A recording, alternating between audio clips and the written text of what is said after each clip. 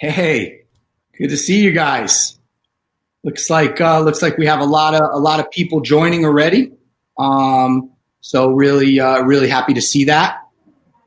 Give a couple more minutes. Looks like we have about 48 people online with us now. April and Dr. Schertzinger. Give a couple minutes till everybody joins in. Welcome everybody. 49. I think people still continue to come in, so I think we can get started. Good afternoon. Appreciate all of you taking out of your Saturday to be with us. Welcome to Understanding Biomechanics in the Aging Spine, powered by LER Expo. My name is Rich Dubin. I'm the founder and publisher of Low Extremity Review magazine and the CEO of LER Expo. I've been in the medical space for over 30 years, and I'm just so honored to be working with MediUSA, Dr. Schertzinger, April Wilson, to facilitate this event. Before we kind of get started, what I love to do is ask you all where you're from, because one of the cool things about being in this virtual space is we get to participate in these events regardless of where we are in the world. So if you wouldn't mind keying down in the lower right where you're from. Hey, Chad, good, nice to see you. Okay, April, yeah, you're from south of Boston, not far from me. Dr. Aronson, Steve, Tampa. Tampa's a lot nicer than upstate New York for sure. Jennifer in Dallas, nice. Welcome, Colorado, Phoenix, Chicago. Whoa, guys are going so fast I can't even keep up. Great. Nate, Fort Lauderdale. Hey, Sue, how are you? Steve, Larry, great. Florida, a lot of people from Florida, Michigan. Love it. I absolutely love it. Hi, Mike. Nice to see you.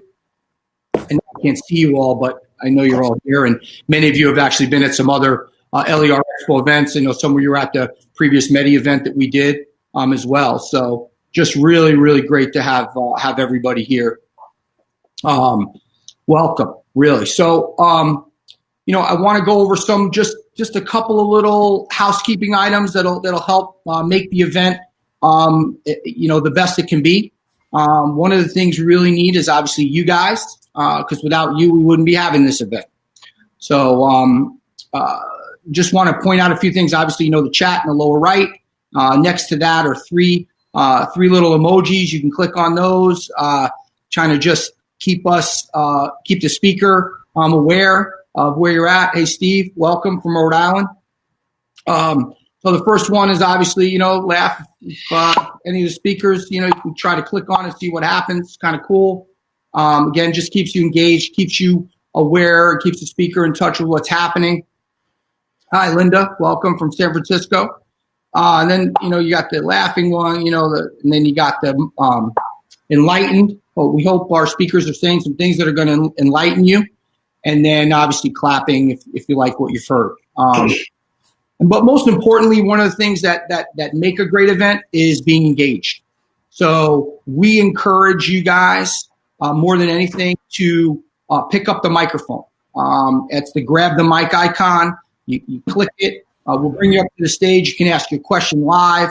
We want to see you. We want you to be a part of the event because it is you guys that's going to make it as good as it is. If you want to, touch base with your colleagues in the upper right, you can message anyone directly. If you see some of your colleagues or some of your friends that, unfortunately we're not getting to see in person and you want to message them and you haven't seen them, you can just go in the upper right and message anyone that's at the event directly. So, we're really just looking forward to a great event. And I'd like to introduce, both our speakers that will be speaking tonight. We set up the agenda a little bit differently than we have in the past. Rather than going from room to room, we thought it would be easier to have it in one room. So we'll start off with Dr. Schertzinger, and then after he's finished speaking, April will come up and speak, and then after April, we'll have a roundtable discussion with both April and Dr. Schertzinger, and you'll be able to answer any questions. Matter of fact, we even have somebody who wants to grab the mic already, guys. Should we just bring Jamie up real quick? Absolutely. 1 second, Jamie. We'll get you up here. Oh, took it away.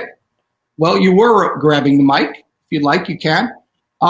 So without further ado, I'd like to introduce our first speaker, Dr. Howard Schertzinger. He's the medical director of the Bone Health Clinic at OrthoCincy, a large independent orthopedic practice with over 50 physicians. And I'll also introduce April as well. April Wilson is licensed physical therapy assistant and national clinical educator with MediUSA. So we're going to jump off, April and I, and we'll turn it over to Dr. Schertzinger. All right. Thanks, Rich. You're welcome.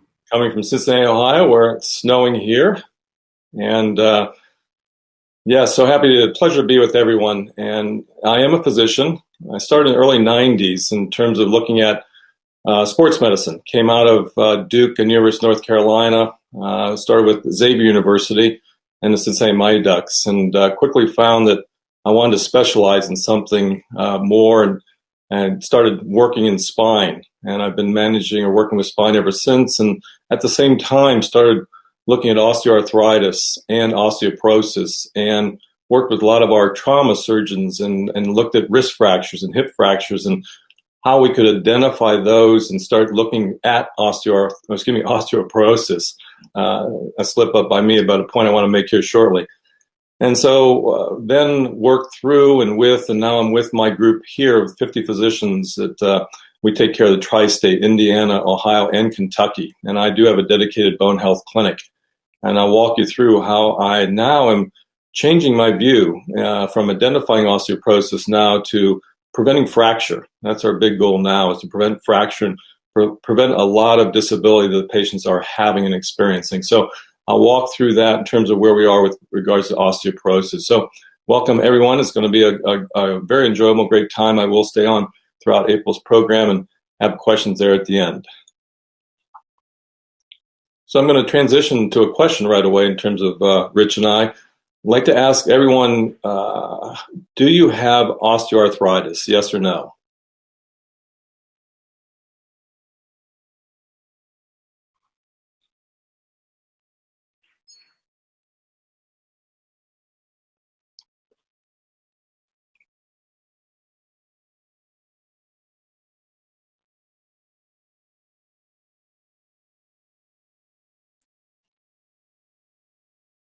Need some Jeopardy music, Rich.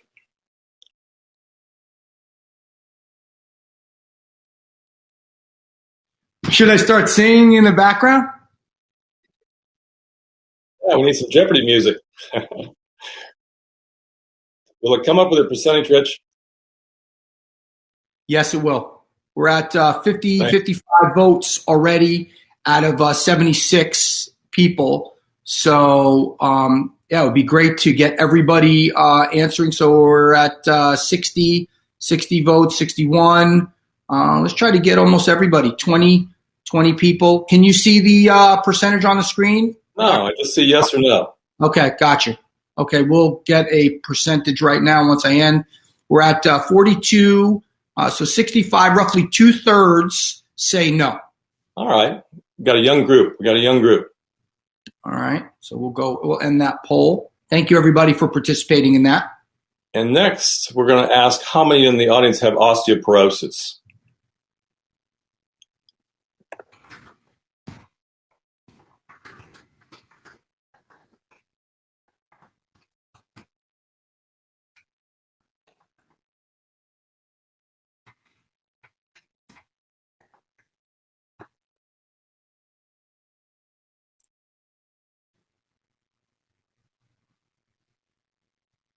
So here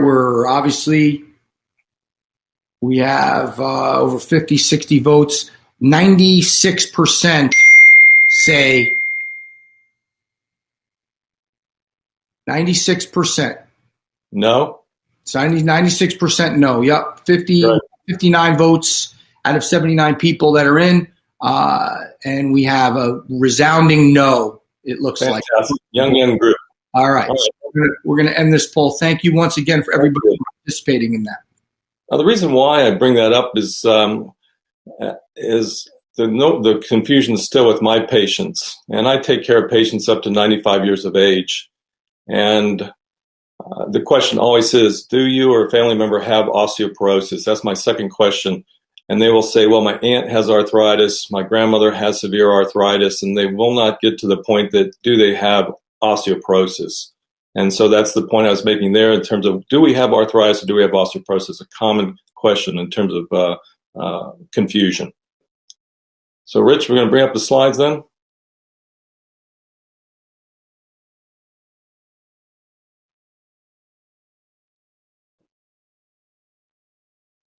Excellent, thank you. All right, so the first slide, you can see the bone health assessment, my name, and orthocincy. Next slide. So definition of osteoporosis. So what I hope to have through this talk is, well, better understand what osteoporosis is. Why is it important to know if you have the condition? What are some risk factors that predispose to osteoporosis? How do we test for it? And who should be treated for osteoporosis? Now, this is what I see now, taking care of spine. This is what you'll see as a normal spine. So this is a lumbar spine or a low back spine x-ray. So on my left is the front view. You can see the normal alignment, which means straightening, and the side view, which means lordosis. And you can see the coloring of the vertebral bodies, the disc height, a normal spine, which many of us in the audience would love to see daily. Next is the thoracic spine. It's the mid-back. And so you can see the straightness of that spine. You can see the heart in the background. And you can see on the side view how straight. Now, we confuse terms. We call this kyphosis in the mid-back and lordosis in the low back. But you can see how nice and straight it is. Again, the preserved disc height. You can see the heart in front of the spine and the lungs. And this is osteoporosis. And think of this as building potholes. In other words, cleaning a pothole is a good idea that I like to talk to patients. So from really the teens until 35, we're building bone. And it's like a pothole, which means we have osteoclast and osteoblast. We have two smart cells that literally form the divots or the pothole, and then the osteoblasts that come through and actually fill the pothole. So that's how we go up to 35, 40 years of age. It's a continuing process of how we make our bones. And then what happens typically in women with menopause, we start to lose the advantage of the estrogen, and then we start breaking down bones. And you can see in the picture how porous the bones are. And so this is actually looking inside of a bone. So the surface is on the top and the bottom, and you can see as a surgeon trying to put any hardware, screws, bolts into a surface like this with these thin spicules and the openness of the bones, how it will not hold as well. And on my left is a normal bone. And this is actually a biopsy.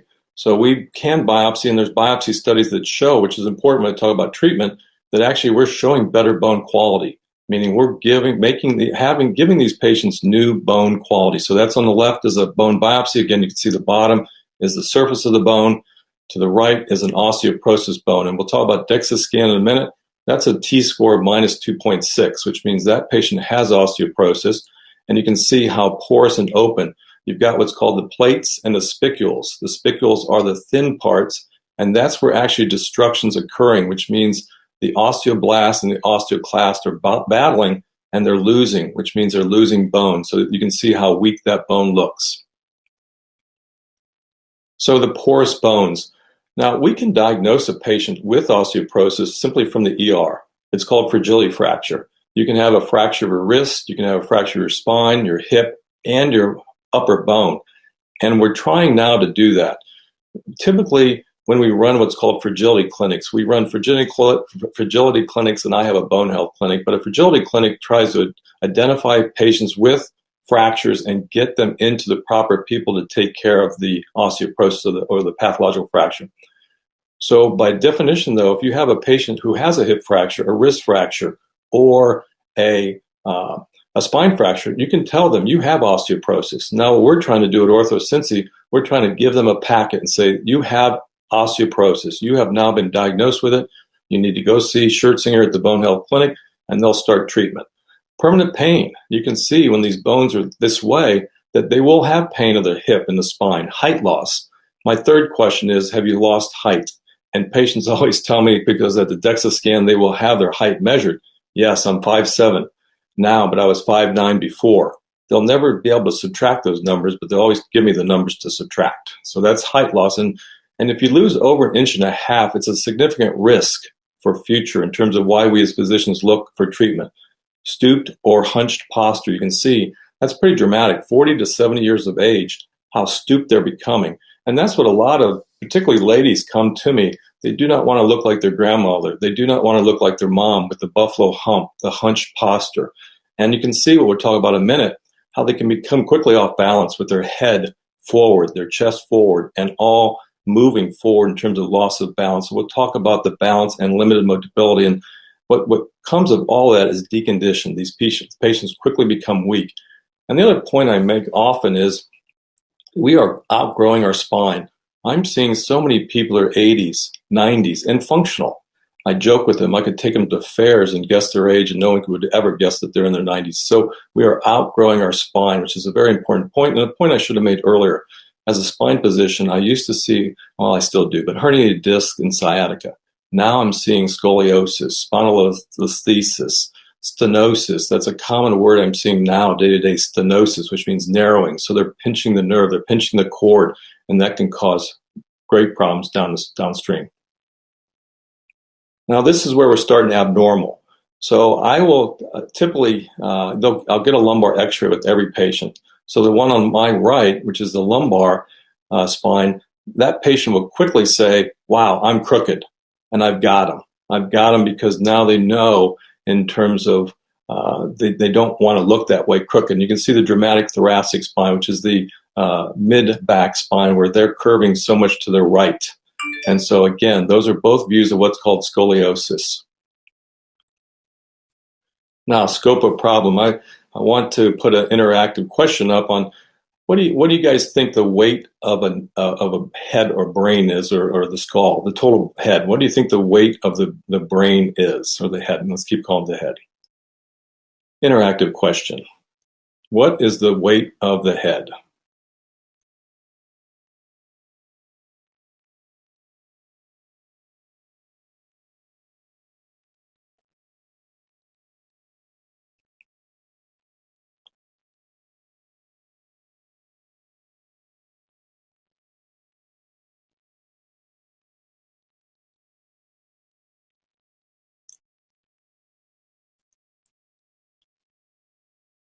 £5, 10 pounds, 15 pounds. Great numbers, Rich. Great numbers.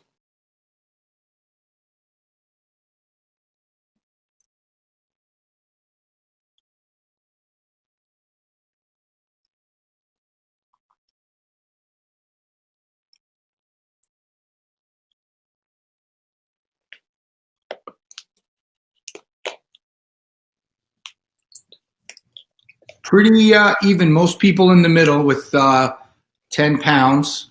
All right, great.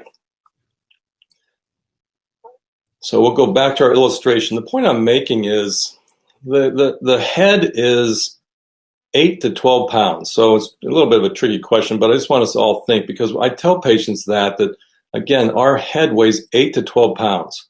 So we are carrying around a bowling ball. And you can imagine 78, 82, 96-year-olds carrying around a bowling ball, and how they get weaker. And you can see how their necks go forward. And April's going to do in her presentation in terms of talking about loss of balance. You can see how quickly we can become off balance as we're losing control of that bowling ball, our head and neck. Now, this is a hip fracture. We'll see 8 to 12 of these in a Saturday. This is a hip fracture. So you can see what's involved in pinning in terms of this fracture. So this is a surgical outcome. Now, I laugh. I think I saw my daughter Meredith and Sal on the call, and I was going to say all these are patients of mine that have given me permission to use these x-rays over the last 30 years of practicing.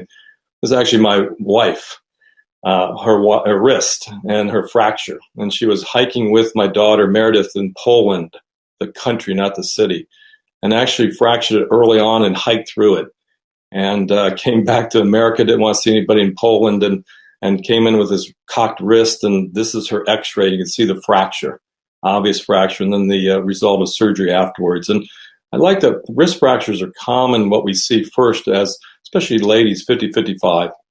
And we call these almost canaries in the mind, which means this is a fracture that can be signified, again, what I talked about, a fragility fracture, which means you see this patient should be evaluated further for osteoporosis. The numbers are staggering. I've chose the fields of spine, osteoporosis, and osteoarthritis because they're the diseases of the aging. And you can see the staggering numbers in terms of total Americans with osteoporosis, and we'll talk about the continuum in terms of low bone mineral density. And 1 out of 5 women over 50 will have a fracture. 1 out of 5. And the next group I'm working hard on for the last 10 years is men. Men and their negligence in terms of being evaluated. And normally, if I'm at an open event, I'll ask for a show of hands of how many men have had DEXA scans, and there'll be no men that'll raise their hands that have had a DEXA scan. I'll ask ladies in this audience, and they're all raise their hands, and many of them have had 2 or 3 DEXA scans. So men's the next group that I'm really after. You can see the 20% with osteoporosis-related fractures, costly. It's supposed to be up to $36 billion in terms of related costs. Silent disease, it's especially when you're picking something up at 50 or 60, these patients often will say, well, I don't feel an osteoporosis. And then you're trying to talk them into treatment, and they just don't want to go on to a treatment at this time. But now we're really focusing on fractures, and that prevention of fractures. So this is a good example. This lady now, we call those the compression fractures, osteoporosis fractures. So those in the upper spine where it has the white, that's actually called a vertebroplasty. That's called a cement. So that's a procedure where they'll have a compression fracture, they'll fall, their bones are weak, and they'll actually go in with a procedure where we'll put a catheter, a needle actually into the vertebral body, puff it up or blow it up in terms of natural position, then put the cement in to maintain that position. And you can see there she's had 3, and then she's also had in her sacrum. Could you imagine what that cost is for all those procedures for her, again, because of osteoporosis and fracture management? Vertebral fractures. I see this, and I don't mean to giggle other than I tell patients you broke your back. And that is, is eye-opening. I broke my back, and yes, truthfully, they have. And as I show you in a few minutes, their thoracic x-rays, they're going to compromise their lung volumes. They're going to have difficulty breathing, constipation, abdominal pain, GI issues because of it, and pain, disability, death. I think the next slide's on hip fractures, and the death rate in terms of hip fractures is overwhelming when you look at that in terms of that as an issue.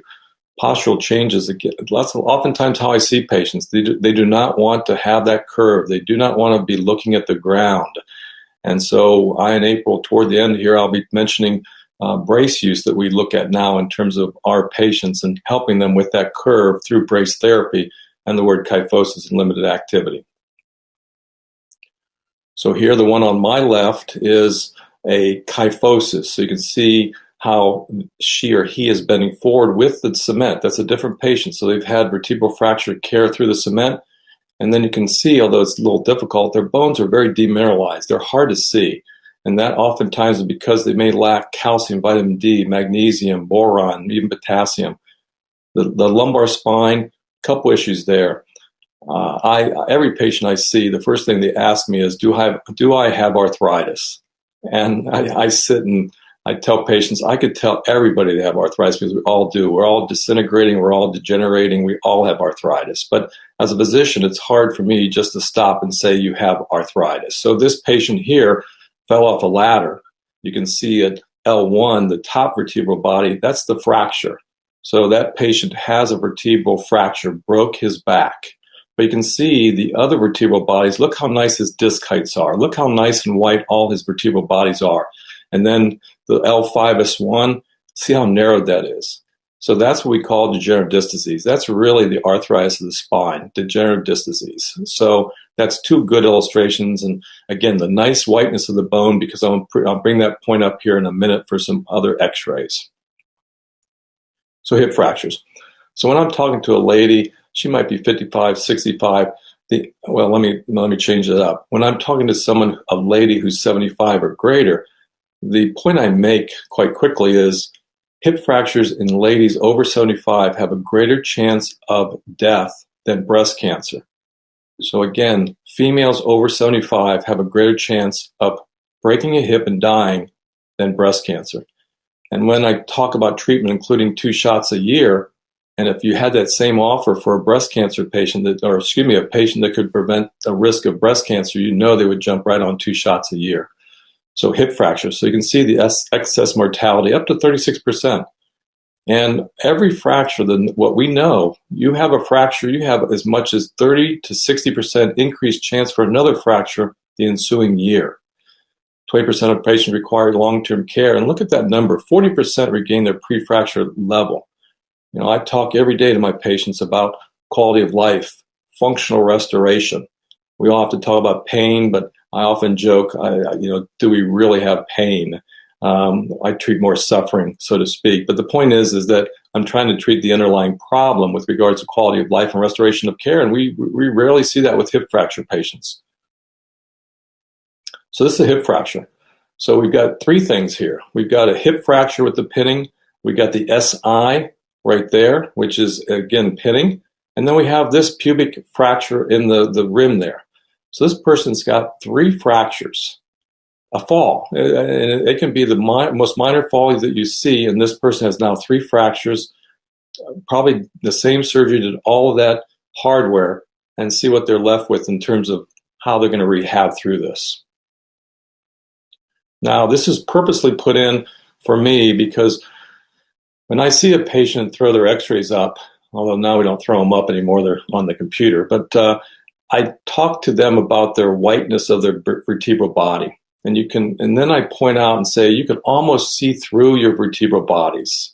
And they're asking me, wow. And so I'll point to an area that's white and how it's supposed to look, and then how it is now. So this lumbar spine has a nice curve, nice disc height, and nice vertebral bodies, but they're washed out. So I'll talk about calcium, vitamin D. I'll talk about a DEXA scan and the need for treatment, evaluation, just based on this x-ray that I'm showing them. And it's a typical patient I see, I've got back pain. The risk factors, clearly age, and I'm really happy to say how many people I'm seeing up to 95 years of age. Previous fracture, we're trying to go after those, which means if they've had a hip fracture, we're trying to identify those early and evaluate. Previous steroid, COPD, chronic obstructive lung disease, those patients are on steroids, 5-10 milligrams a day, very high risk. Family history, cigarette smoking. I told somebody last week, I do not talk to patients any longer about stop smoking, lose weight, and exercise. We should all know that. But every now and then a patient deserves to need to be advised or reminded. Visual deficits, balance disorder, hypogonadism. You can't get on the AM radio, if anyone does anymore, and not ask the question, have you had your testosterone level measured? Low T. And early on, I really enjoyed Men's Health, probably 10, 15 years ago. And it really started with Bob Dole and losing hair and alopecia and what we were doing for that. And then, of course, it went into erection and sexual dysfunction and Viagra and all those medications of treatment. But the underlying issue is testosterone. And women go through andropause. And I often say men get no credit. They go through andropause. It's the same term, so to speak, menopause and andropause. In other words, men lose testosterone.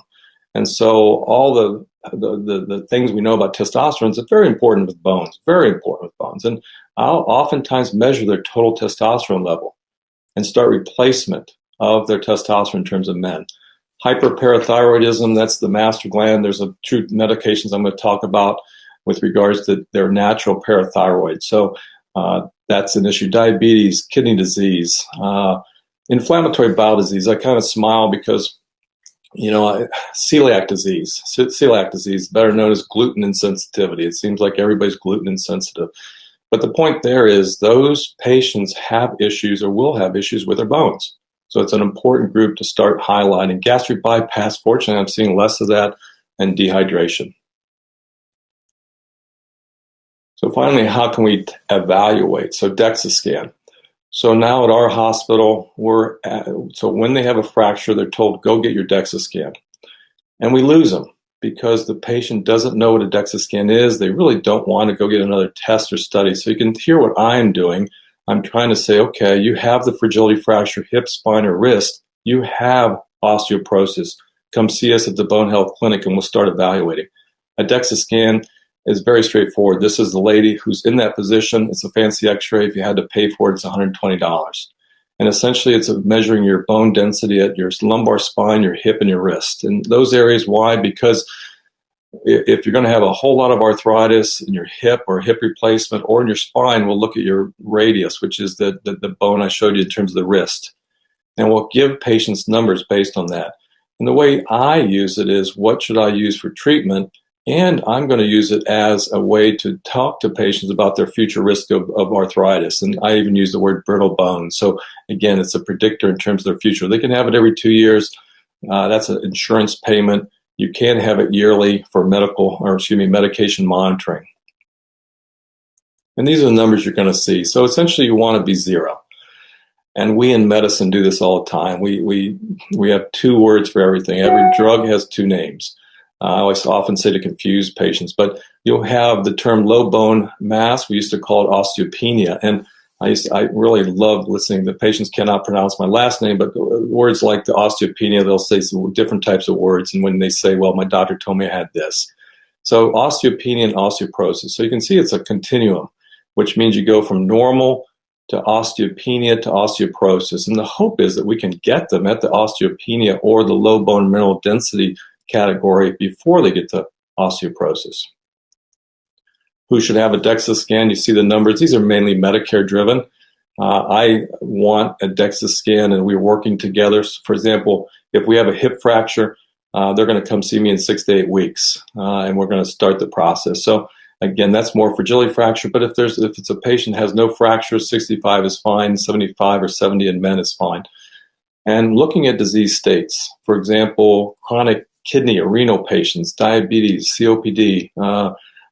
My partner last week wants me to go talk to some cancer doctors. And I think that's a great group in terms of everyone who can and use and benefit from a DEXA scan. All right. So this one is not only the scoliosis, the dramatic curve, but it also shows a hip replacement. So that's a hip replacement. So what we're trying to do now is look at these patients before they come for a hip replacement, which means, okay, they're going to have a hip replacement. Go see the Bone Health Clinic. I'll evaluate them and see what their bones are like. And I'm going to mention some medications here in a minute. They'll start working in a month or 2 months and start helping them get their bones stronger that quick, so they'll be ready for that hip replacement. So right now, we're not rushing patients in. We're evaluating their bones, and we're looking at who and how they should be treated. And that's a benefit. Now, the other curve, Richard. Thank you. The other one is a normal curve. I'm setting you up now to just show you what, as we move into these dramatic thoracic kyphosis patients. So this is a normal curve. All right, so the one on the left is getting a little bit more curve. But you show that to a patient, they're going to pick that up. They're going to say, wow, I do see what you're saying. And so that's effective. The other curve, you can see the fractures. See their change in height? They've got at least 3 fractures there, maybe 4.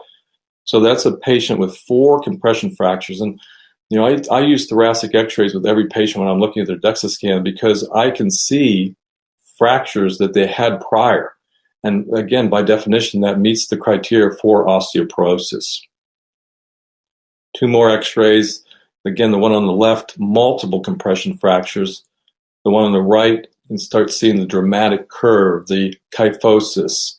And that person has the 2 fractures there toward the bottom, which are starting to turn her spine inward. But the other point is, look what it's doing to the heart. Look what it's doing to the lungs, how limited they are. The space is very limited for breathing now. So you've got a patient who's off balance, that 8 to 12 pound bowling ball is throwing them forward, and they're a big risk of falls and a big risk for other medical complications. Prevention, treatment, calcium. I took care of colleges for 20 years and college athletes, and I would enjoy sitting down with them at the end of the year and talking to them as they went on to be seniors and go into the community. And I would talk about their injuries, and my kids know my common theme: strengthen, strengthen, strengthen, you do not have a problem. Strengthen, strengthen, strengthen, you do not have a problem. But I talk to these college students about calcium not vitamin D, back then I didn't know about it, but calcium, glucosamine, fish oil, and keeping their joints preserved, especially with injuries to their knees. Now we mentioned calcium from teenagers to 35. I had a friend here in town who did a dietary evaluation of all his patients, and he found that nearly every single patient had enough calcium in their diet. So even though we talk about 1,500, we talk about 1,000. If a patient wants it, I'll say 3 tums daily. I'll talk about calcium citrate. But the truth is, we get enough calcium in our diet. But the other truth is they need to take it young. That's the time that the calcium needs to be taken, especially females, 18 to 35, 36 years of age. Men, vitamin D. So vitamin D really started with the New York Mets. New York Mets, for whatever reason, measured their vitamin D and found that they as athletes had very low vitamin D. And we all thought, wow, well, it's a baseball, it's a night game, they don't get out much. That's the reason, because vitamin D is sun sensitive in terms of producing. And then as we measured and figured out what to measure, we looked at vitamin D 25 hydroxy-OH, and that's the storage vitamin D. So as I talk to patients about their numbers, I'll see a 12, I'll see a 15, I'll see a 29, 35. We all want the vitamin D to be 35 or 40. So a lot of times these patients, and it's still confusing in terms of practicing physicians, but we'll mention vitamin D, 50,000 units weekly for 3 months. So 50,000 units weekly for 3 months. And so a lot of times I'll joke, and I hope no pharmacists are going to be offended, but a lot of times I'll say the pharmacist will do the math. They'll get you the 50,000 units weekly, take it for 3 months. That's going to restore their stores that we know are depleted, and that's important. So once we restore their stores through 50,000 units weekly for 2 or 3 months, and why I say 2 or 3 months, sometimes the older patients I do not give 3 months, sometimes with renal insufficiency I do not give that long. But the point is, then I do the load, and then I base their day-to-day number on that number. So then they might get 1,000 units daily. They might get 2,000, 4,000, 5,000 units daily, but that's based on their lab test. And then I tell them that if you stay on this for your life, you never have to have your vitamin D measured again. So in other words, we replace their stores, we put them on the right amount of daily vitamin D. And the other point that I make frequently is vitamin D typically isn't on a normal routine panel. So patients always say, well, I just got my blood tested. But we investigate, and you have to have vitamin D separate. You have to have it properly coded to be paid. But vitamin D is very important. Fruits and vegetables, avoid smoking, limit alcohol use, regular exercise. We have a physical therapist with our team. She loves osteoporosis like me. So she'll give resistant tubing. She'll talk about walking room to room. She'll talk about sitting and raising your leg up 100 times. Simple movement, but the whole goal is keep your butt strong, keep your legs strong, keep your belly strong in terms of keep these people active. And I mentioned 25 minutes a day in terms of exercise and resistant exercise. Of course, avoiding risks or falls. So finally, treatment. What do I do, so to speak, for a living? So here's that patient on the reverse. So she's got the cement in her spine and also cement in her sacroiliac. So she's pretty limited, as many of the therapists know and see that. She's very limited right now with that cement. So treatment. No, rich, low early thinking. So back to treatment. So calcium, vitamin D, exercise is the base. So that's the start of treatment. The next is called Evista. Evista is a serotonin reuptake hormone, estrogen. Most of the time, the gynecologists are using it for bone health in the ladies to transition them through menopause. The next one's called Fosamax, Actonel, Boniva, and Reclass. Those are all called bisphosphonates. They've been around now for 25 years. They're all generic. Early 90s, that's all we had. And so what happened, patients got to 10 years, 15 years, they were on IV Fosamax for cancer, and their teeth were falling out, their jaw was hurting, and they had fractures in their femur. So what happens so many times is the patients would just stop. So we stopped the medication they needed. And why? Because the doctors, or we doctors, didn't know what the next step was. Reclass is a good medication. It's actually IV. So Fosamax, Actonel, Boniva, that's generic, the patients will take once a week. That's all they need to do, once a week, where Reclass is IV. So they'll take it in their vein, in the infusion center once a year, and have all the treatment they need. The next medication is called Prolia. Prolia has been out now 10 years. It's an antibody. So you double the dose, you actually treat cancer. So it's called Prolia. It's an antibody. I've literally never lost a patient giving an injection. So it's an injection given by a healthcare provider twice a year. I've literally never lost a patient for an ill effect from the injection or the medicine itself. And it's going to get improvement in bone health. The next is Tymlos or Forteo. Forteo has been around for 20, 25 years. They're both parathyroid analogs. So doing what the body does naturally. We give them the shot, and it gives the parathyroid. Now, excuse me, when I say give them the shot, the patient's actually giving the shot themselves. So they have to give themselves shots or a family member. So it's sub-Q in their belly, their legs, once a day. So they can do it for 18 months or 2 years. But every time we increase, go from Prolia to the next treatment, Tymlos and Forteo, you're getting increased bone remodeling or treatment quicker. So in other words, we can use Forteo and Tymlos before surgery, and it'll give those patients stronger, quicker upslope in terms of their bone strength. The final one's called Avidity. Been out only a year now. Interesting backstory. They found actually 35 Dutch settler families in South Africa. They found these families to have skulls that were 7 times too large. They couldn't swim. They were Bruce Willis. They never had any fractures. And so when they looked at these families, they found that they lacked sclerostin, a very important enzyme that actually takes care of both the osteoclast and the osteoblast. And it was such a great breakthrough, and it's now available, that the Cleveland Clinic last year, 2020, voted it as the most innovative drug available in 2020, which is hard to believe because Cleveland Clinic always has the cardiac medications before anything. So this medication called Avidity was the #1 innovative medication last year by the Cleveland Clinic. Healthcare provider gives it monthly. So it's monthly.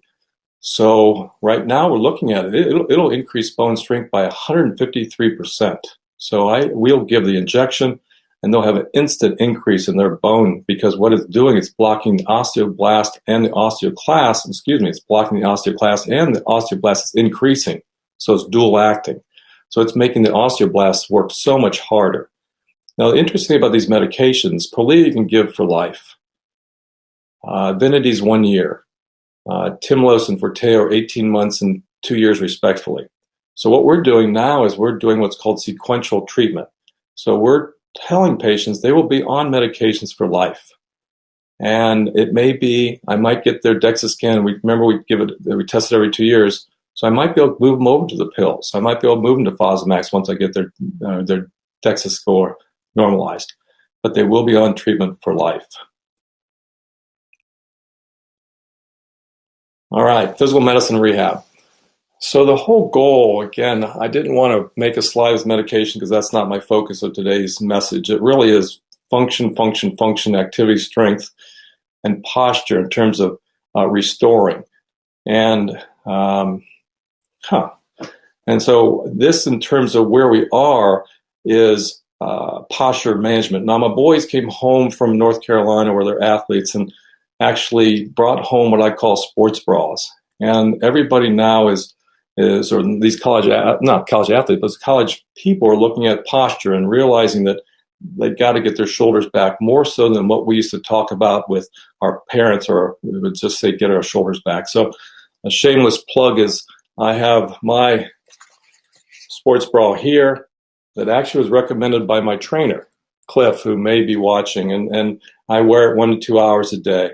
So that's what I wear. And there's a brace that I also use in terms of my patients, in terms of the SpinalMed 4 brace. And when I talk about it with my patients, I show them that curve, and we talk about activity, and more what I emphasize is brace therapy. So I want these patients wearing this 1 to 2 hours a day, and April will give us more definition on it, but I'm really finding that patients enjoy that active component in their care with regards to the SpinalMed 4 brace, exercise progression, and of course the falls.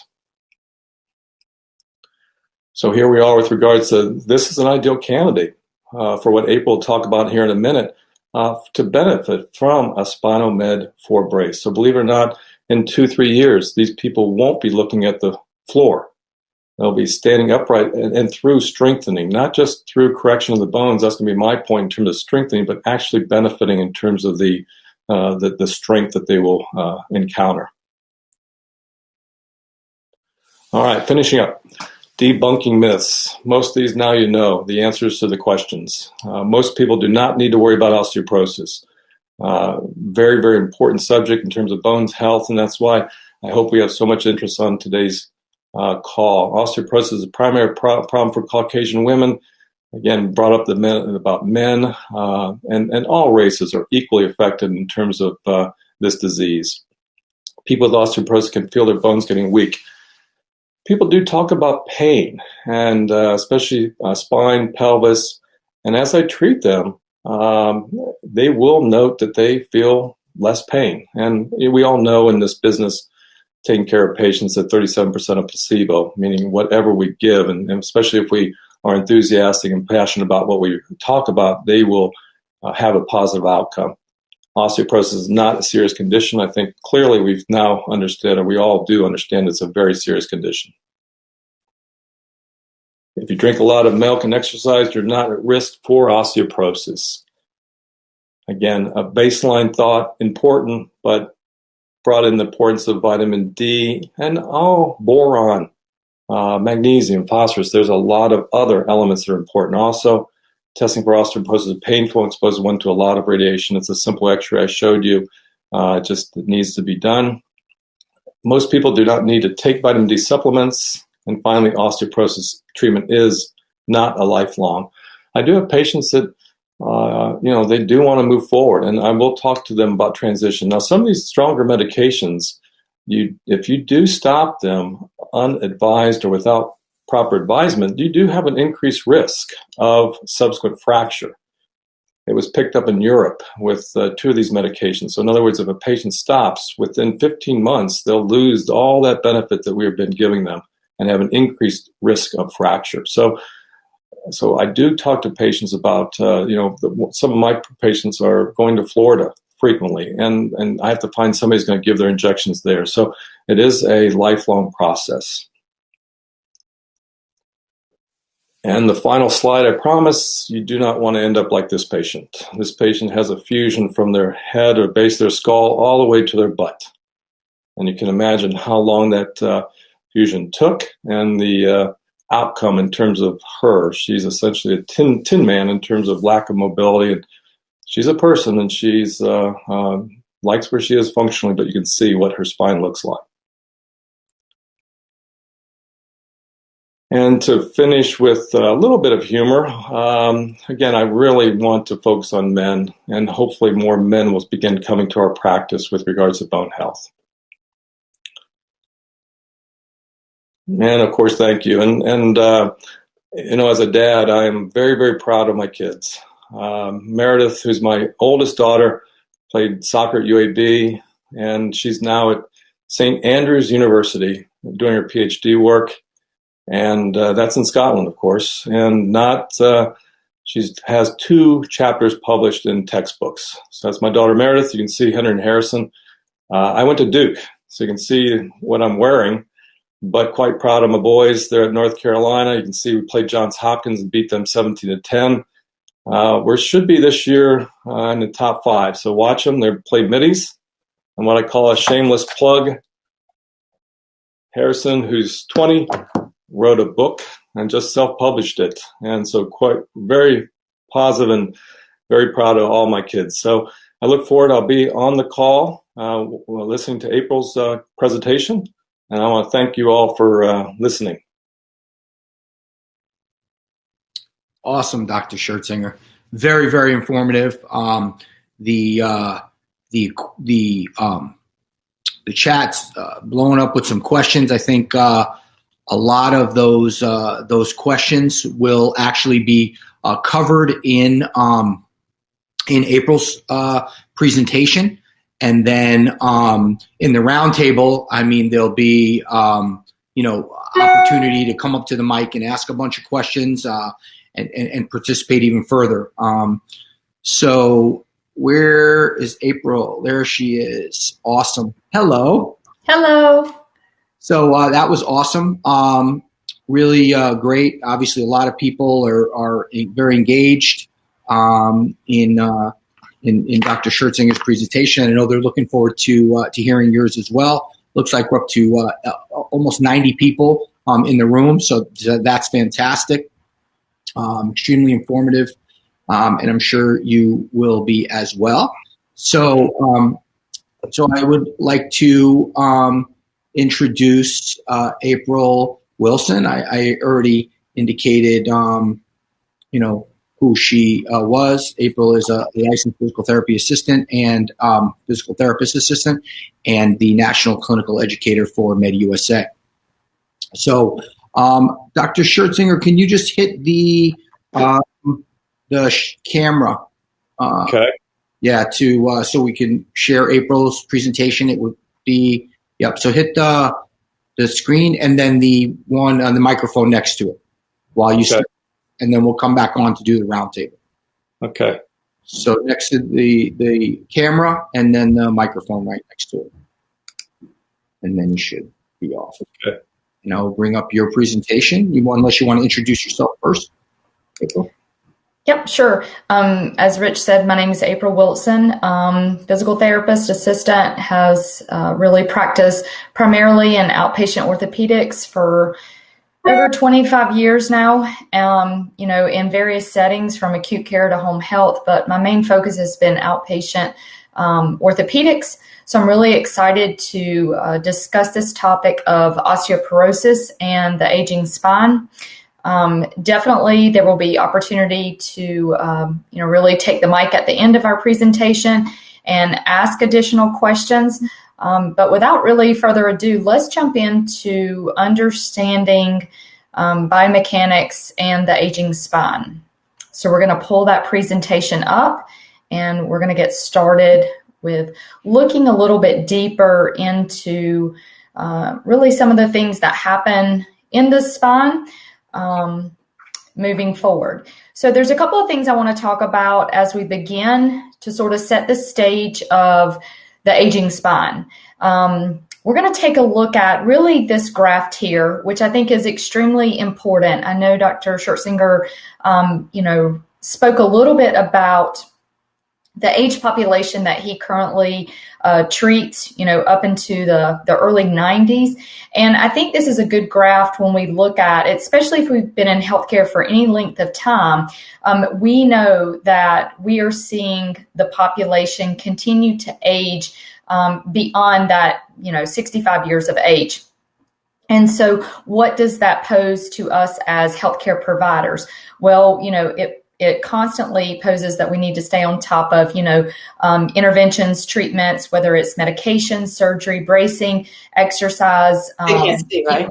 There's all sorts of things that we have to think about. And so if we look at the 1900s and fast forward to where we are today. She said she heard Sarah listening to it. Let's stay on that slide previously, and I'm not sure who perhaps needs to mute their mic. But anyway, so if we're looking at, 2020, we're now into 2021, we see that there's over 54 million people that are living beyond the age of 65. And so, I think of 65 as kind of the new middle age of 40. And then in just short of 9 years, we're projecting that number to be into 72 million people that are living even beyond the age of 70. So now let's move forward in looking at really what are some of the hot topics in our U.S. healthcare system. 60 to 70% of us will suffer from some sort of back pain throughout our lifetime. We're not going to take time at this moment to do a poll, but I would certainly love to see in the comments section, how many of you have had an episode of back pain that either has stopped you from participating in, things that you enjoy doing or has required some sort of medical intervention. Then we look into the obesity epidemic, right? This is a topic of discussion without denial that there's about 79 million people in the U.S. that are obese. And we know that the greater the body weight, the more stress and strain that it puts on our musculoskeletal system. And then lastly, the opioid addiction. We know that really just 4 short years ago, the Public Health Service really declared this was a state of emergency. We've seen from the year 2000 to up to now, really more than 300,000 Americans die of an opioid addiction. So, that's no surprise. But what is the surprise in looking at this subject matter is that many of these addictions began in the orthopedic office. Because what are we doing as a patient? We're not going to the doctor because we want to say hi. We're going to the doctor because we have pain, and we're looking for someone to do something about our pain. And so, again, when we think about these addictions, we're not thinking that these people were somewhere on the street, looking to buy drugs on the corner. They actually began under the supervision of a trained professional. And that's, no fault to them, but the system requires us to treat the patient's pain. So that is definitely important for us to consider on this topic. Now, what happens as the body begins to age? We look at what happens from, the first image of this lady standing up, nice curve in her spine, to as we begin to age through the process. So things that happen is clearly pain. Dr. Schertzinger spoke a little bit about some spinal things, but herniated discs, nerve impingements. We think about as a therapist or a doctor or any medical provider, we're thinking about what is the patient now not able to do. So compromised ADLs, we see muscle weakness that we have to treat. We have poor posture and balance. And we know that with poor posture and balance, we know the impact that's leading to, which is an increased risk of falls. And then clearly age-related fractures.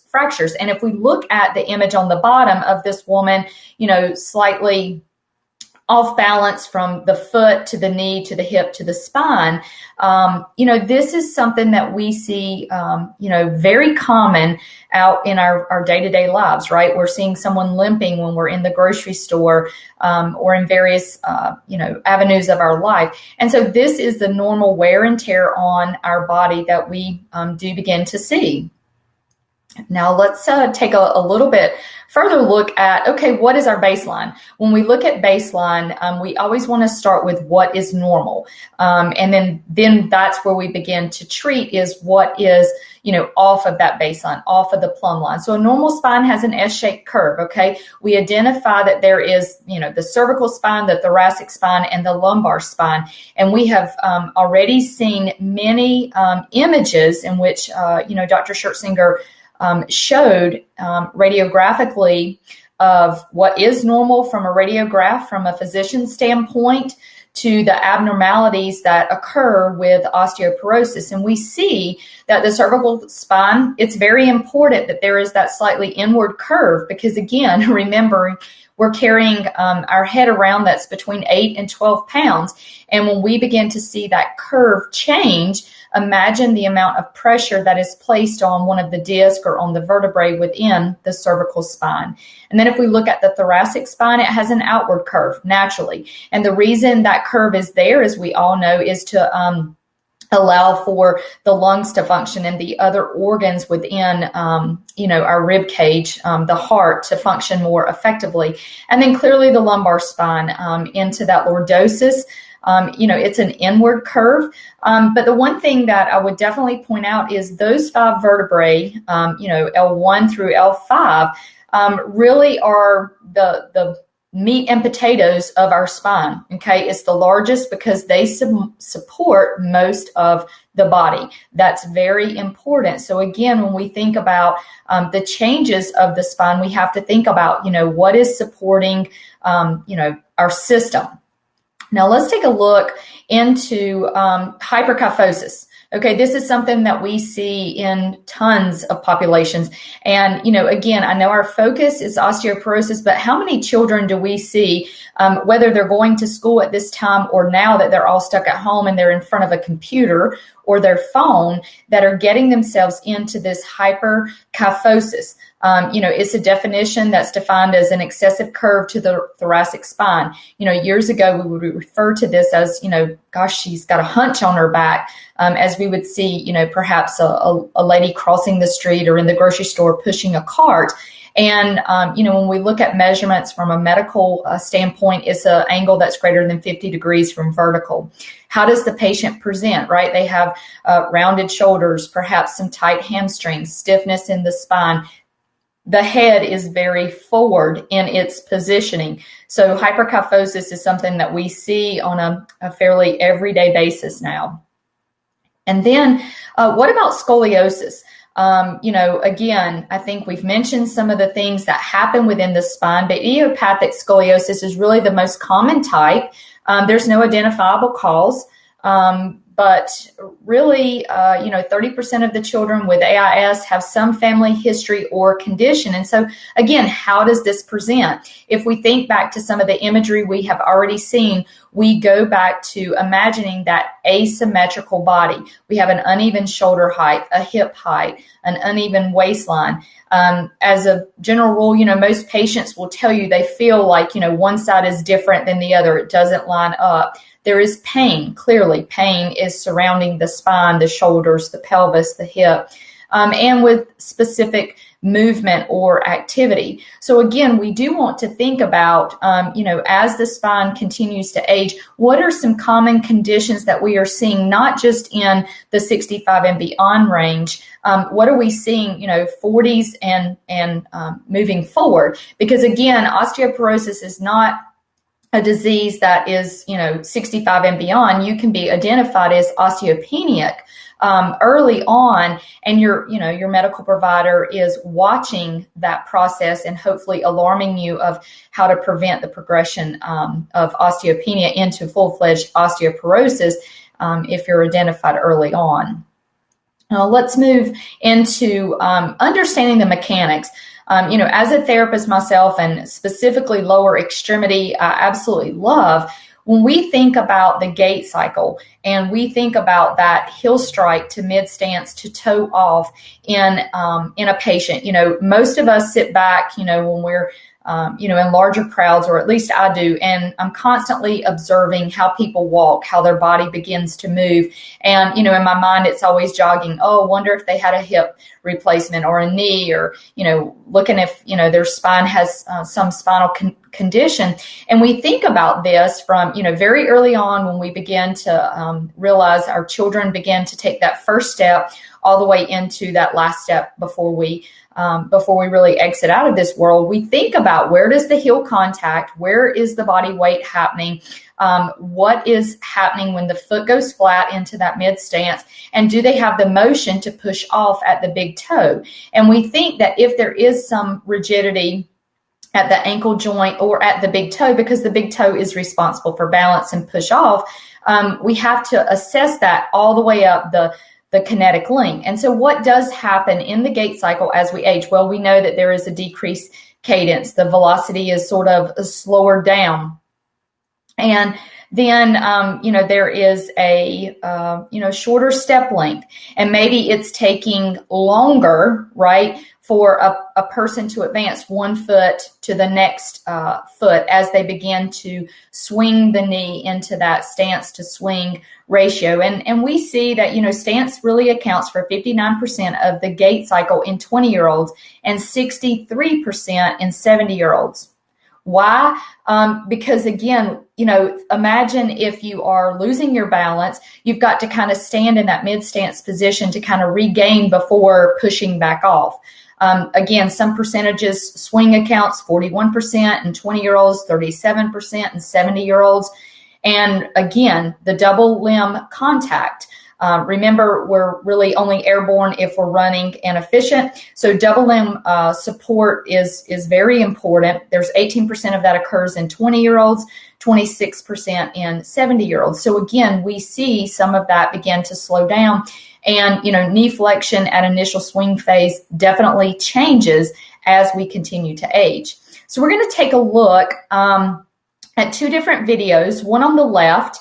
And we're going to take a look at this lady at least a couple of times. We're going to watch how she moves, okay, throughout her entire gait cycle. And, I'll kind of do a little PR, as Dr. Schertzinger said as well. I've had permission. These are patients, past patients of mine in the clinic. that I've had permission to use their video footage. But look at this lady on the left. Can we see that she is clearly taking a longer stance time on that left side? And as she begins to walk, we see this lateral sway, okay? And where is her head going throughout the gait cycle? And then let's look at the lady on the right, okay? We already see the right arm is shorter than the left. We sort of see the sweater as she, turns around. We're going to see what happens as she begins to turn around and come back toward us. We sort of see that her body is kind of the Leaning Tower of Pisa. It's leaning over to my left if we look at her taking a walk. And let's watch her walk one more time. Again, we think about, all the inefficiencies in this lady's cycle. Now, again, she wasn't coming to me initially for back pain. It was actually for foot pain. But we can definitely tell a story with her as to, what is going on and potentially how much more weight she's having to place on one side of her body than the other as she is trying to complete this gait cycle. So again, the spine has to compensate for the movement and to help, really keep the head still and the body upright and balanced. Now let's move forward into the next slide, and let's talk a little bit more about this disease, osteoporosis, and really why is it an important public health issue. We see the image on the right, a healthy bone, an osteoporotic bone. We know that a healthy bone is very dense. The matrix is very strong, and in an osteoporotic bone, we see that there are gaps within the bone. Well, we know that there are around 10 million people have osteoporosis. 80% of those are women, okay? 34 million are at risk, okay? Osteoporosis is really a public health issue. It contributes to 1.5 million fractures, including 350 hip fractures annually. And we think about the cost of these things, right? We've heard some numbers from Dr. Schertzinger, 17 billion in 2005, and the numbers continue to climb, even up to today. And these are injuries that can ultimately result in a permanent disability for our patients, and even a greater mortality depending on the age of the patient if they were to fall and break their hip, okay, specifically. Now, what determines bone strength? Again, I think this is very important to reiterate because, again, bone strength is related to bone mass or the density. And, again, it refers to that mineralization remaining in the bones as the people age. And the more dense the bones, the stronger the bones are, okay? Quick things that determine it is genetics, environment, medications, ethnicity, gender, and clearly the age in process. And remember, it typically peaks around 25 and decreases around that, age 35. Some of those things that we have already heard. Now, moving forward, if we look at a global issue of osteoporosis from the U.S., the current stats from NIH, 12.3 have the disease. Estimated is, again, to support this is 34 million. But let's talk about the vertebral compression fracture percentage. 11% of those are vertebral compression fractures. Again, 80% primarily women. 25 billion is estimated to be spent on osteo-related healthcare issues in 2025. So that's in 4 short years. We're looking at 25 and beyond $1 billion to spend in treating this disease. But 1 out of every 2 women over 50 will have some sort of osteoporosis related fracture. And if we look at the image on the right, we see, a common picture of good posture. And then again, as we age or perhaps as injuries have happened, we see what happens to the spine and to the posture of our spine and where our head begins to move. And so let's look a little bit deeper at an image of a vertebral compression fracture. What is the medical definition of a vertebral compression fracture, right? It's 1 or more bones in the spine where they begin to weaken and crumble, okay? And so then there is a 15% loss of vertebral body height, which then is the definition of that's what constitutes the vertebral compression fracture. Again, we all know that we're driven by insurance, so documentation is extremely important. When our medical providers are documenting this, right? And then the leading cause of vertebral compression fractures is typically osteoporosis. And, what is the estimated annual incidence? It's 700,000 osteoporotic vertebral compression fractures are occurring. Okay. And so then what happens? We have to begin to think about what happens after that first one. Well, after the first one, your risk increases 5 times. After 2 or more, it's increased 12 times.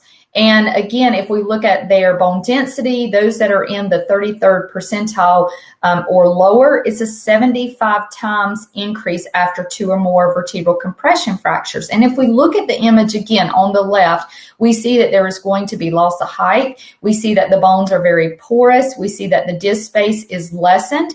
Therefore, we know that other things are beginning to be compressed within the spine itself.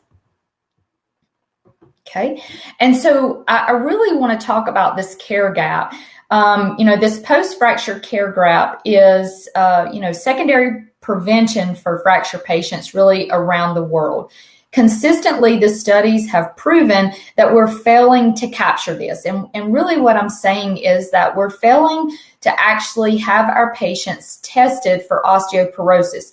Again, if we think back to how many patients are having hip fractures, what happens when a patient has a hip fracture? Okay, if they fall at home or out in the community, they're immediately taken to the emergency room, and orthopedic is identified on the case. Once we've identified they have a hip fracture, and are they stable? What are we going to do next steps, right? Well, we get them in surgery, we get them into rehab, but is anywhere in the process have we addressed or ordered testing to find out, minus the fact that maybe they just lost their balance, but they maybe have an underlying disease condition called osteoporosis. We're missing that. And then the next step is we're missing to actually treat the disease. So we're not actually giving them the right prescribed medications, as we heard earlier, that there's lots of great options to actually treat osteoporosis. And so we're not diagnosing it, we're not documenting, therefore we have another break that goes on to have another break that goes on to have another break. And so again, if we're living longer and we're not addressing these multiple levels of fractures, first of all, we're leaving a patient in a very debilitated state, and their, increased risk of mortality continues to rise. When we do have clearly evidence out there, medications, various therapies that can help with this process of osteoporosis. And so what are some of the traditional methods to treat osteoporosis? None of these should surprise us. Clearly, medications, supplementations, braces, physical therapy, injections, various types of holistic, treatments that are out there that patients are reaching for. So all of these things should be very common to us at this point. Now let's look a little bit deeper into, what is sort of the goal of this device that Dr. Schertzinger was talking about. Well, this is the SpinaMed. And we're going to talk a little bit more about this device. And really the goal is to help patients return to normal activities. Okay. As a clinician, we are constantly setting goals, whether it's to return back to see us in 6 weeks, if we're the doctor, for, medication management or another x-ray or another test, right? As a therapist, we are looking at constantly addressing goals of the patient's ADLs and functions, okay? It's no longer acceptable to say, patient will demonstrate a 4 out of 5, quad strength or hamstring strength. Everything is related to function. And so the goal of this brace is clearly to help return a patient to a better quality of life, that they can do normal daily activities, to provide support and feedback to the patient, to help strengthen the core musculature and improve posture and balance. This is the goal of SpinaMed. Nonetheless, the goals of you. And so one of the quotes that we actually have for those of you that are therapists on the call, not sure if any of you have taken Sarah Meeks's, osteoporotic management courses. I call her sort of the grandmother of osteoporosis in the physical therapist world. She is a very well-known physical therapist. She's sort of led the osteoporosis spearheaded this. And her quote was really, SpinaMed is the single most important advancement in the conservative management of osteoporosis ever. I challenge you that if you have not taken a course with Sarah, she is a very well-known clinician, taken a couple of her classes as well years ago in my early clinical practice. And truly, this device is really life-changing. And, I can speak a little bit more personal about that at the end of our presentation. But let's jump into really how SpinaMed works and take a deeper dive into some of the effects of this particular device. So SpinaMed works through biofeedback. And we all know that biofeedback, we are constantly trying to engage the patient's posterior chain to activate, their shoulders and their paraspinal muscles, the erector spinae. And so really the goal of SpinaMed is to pull the body's center of gravity backwards. As we can see the image of this gentleman on the right, how forward flexed he is, we're already thinking what is tight and what is on an overstretched position. We see that his head is beyond his toes, which does what? It increases his risk for falls. Okay. And then we also have to think about what about his breathing? What about his circulation? What about arm swing? What about heel strike? I mean, we begin to sort of take a deeper dive into what this patient looks like walking into the clinic. And then the goal is that utilization of the SpinaMed is to improve the body's gravity point by moving it backwards. And we know that if we move it backwards, we're going to get the patient in a more upright position. So they're going to be more stable and more efficient in their movement, okay? So again, the ultimate goal is to reduce the risk of a fall, to improve musculoskeletal efficiency, and clearly return the patient back to, improving their activities of daily living a little bit easier, right? With less pain, improved mobility and function throughout their day-to-day tasks, in which sometimes we take for granted. And so if we begin to look at, really this study of this particular patient, okay, this is a real life example of a patient that has used SpinaMed. Participants really show 11% reduction in this angle of kyphosis. So if we look at this gentleman first picture on the left in March, his best posture was a 90-90 angle, right? I mean, he's almost ready to kiss the floor. And we can imagine the amount of effort, the amount of work that has, been on him to be able to move around like that, right?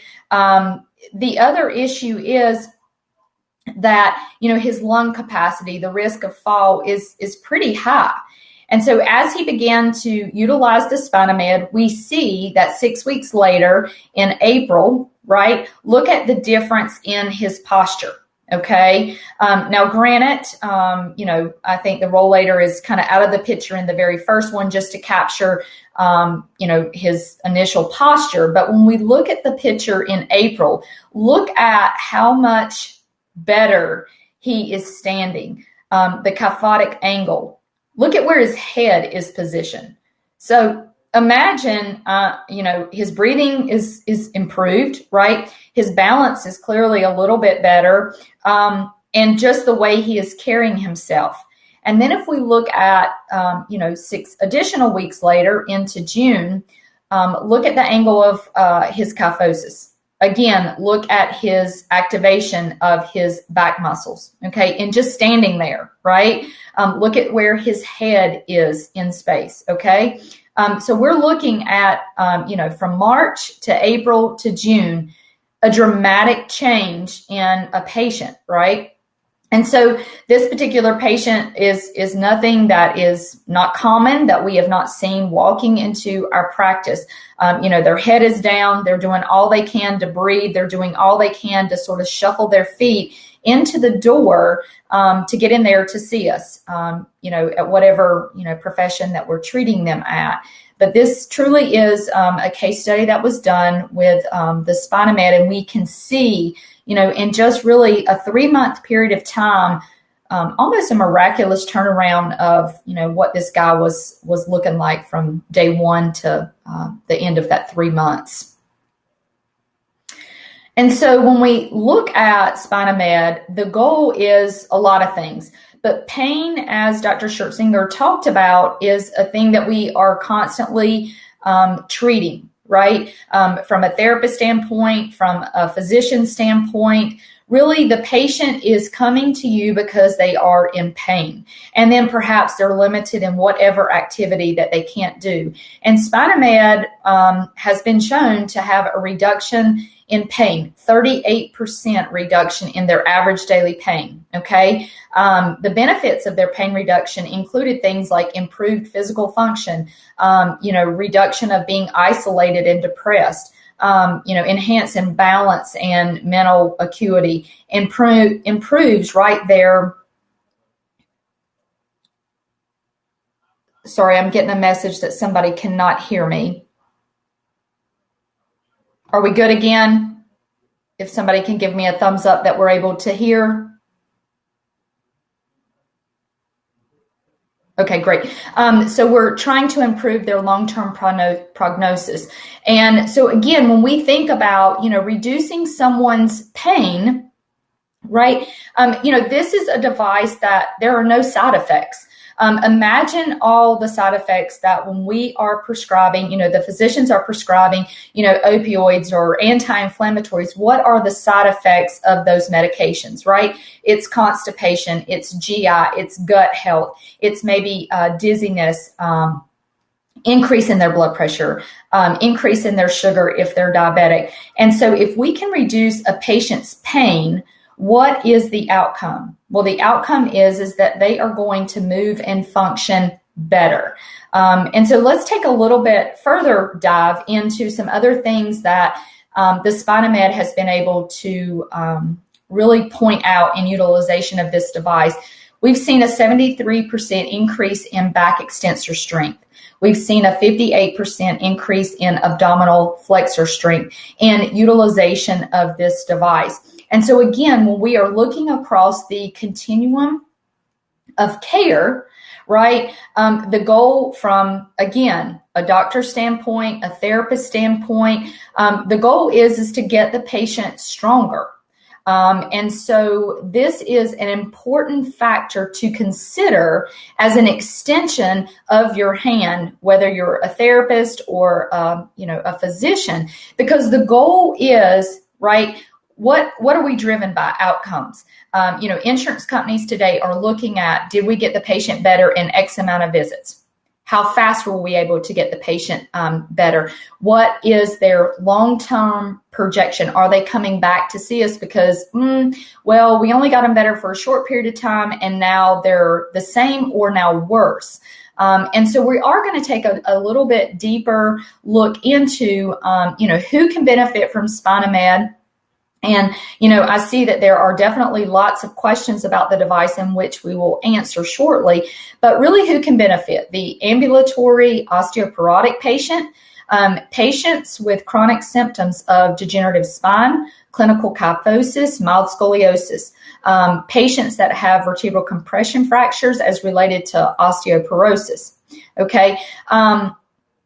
Then what are the areas that Spinamed really should not be used? Okay, clearly unstable fractures, unless you have clearance from a physician that, the fracture has happened, but it's an old fracture and they're more than able to go. But really an unstable fracture is not where Spinamed belongs, and in spinal stenosis. And again, if we think back to Dr. Schertzinger and what he said about spinal stenosis, we know that is a narrowing that is occurring. And we know that those patients from a therapist standpoint typically do better in more flexed positions. And we know that if we are looking at utilizing the Spinamed itself, we're going to bring them up into a little bit more of an upright position. Now, depending on how forward flex they are, that'll be the call of physician and therapist working together in utilizing the Spinamed. Because again, if we're looking at posture and they just can't maintain it, again, that could be a fine line to decide, well, is Spinamed indicated? Would they tolerate, or how severe is the spinal stenosis? Okay. And so there really is a lot to know and a lot to like about SpinaMed. Again, as a therapist, I've seen and utilized this device for many years. But one of the things I like about the SpinaMed is that there's evidence behind the product. We have a peer-reviewed, published results about the SpinaMed. We've had 2 studies in which at the end of our presentation today, we will link that study so you can read about SpinaMed and some of the measured outcomes. But we have already seen that there was measurable improvement in our patients' outcome visibly, along with our evidence-based in our study. And all of this has occurred with just utilizing the SpinaMed for a few hours a day. Okay, and we're going to talk a little bit more about the use of the SpinaMed, what's kind of recommended. We have seen that there has been a proven reduction in the need for pain medication. Remember, we talked about 38% of the patients in which I'm speaking about in this study reported their pain was reduced and they did not need as much medication. The compliance level, again, I think as a therapist, it's important that our patients are being compliant with whatever instructions we're giving them, whether it's a specific type of exercises, a brace, a medication, just making sure that they are doing everything that, the whole team approach is rooting them on to get better. And so SpinaMed is easy to put on, and it really does fit discreetly under our clothing. So again, there's a lot to like about SpinaMed when we think about the evidence, the outcomes, the lifestyle of what we're advising them to use this particular device for, the reduction in our pain medicine, and the compliance that we are seeing within this population. And so how can we help? This is Chad Nelson, who is in charge of our sales department and our orthopedic division. And then clearly, this is me.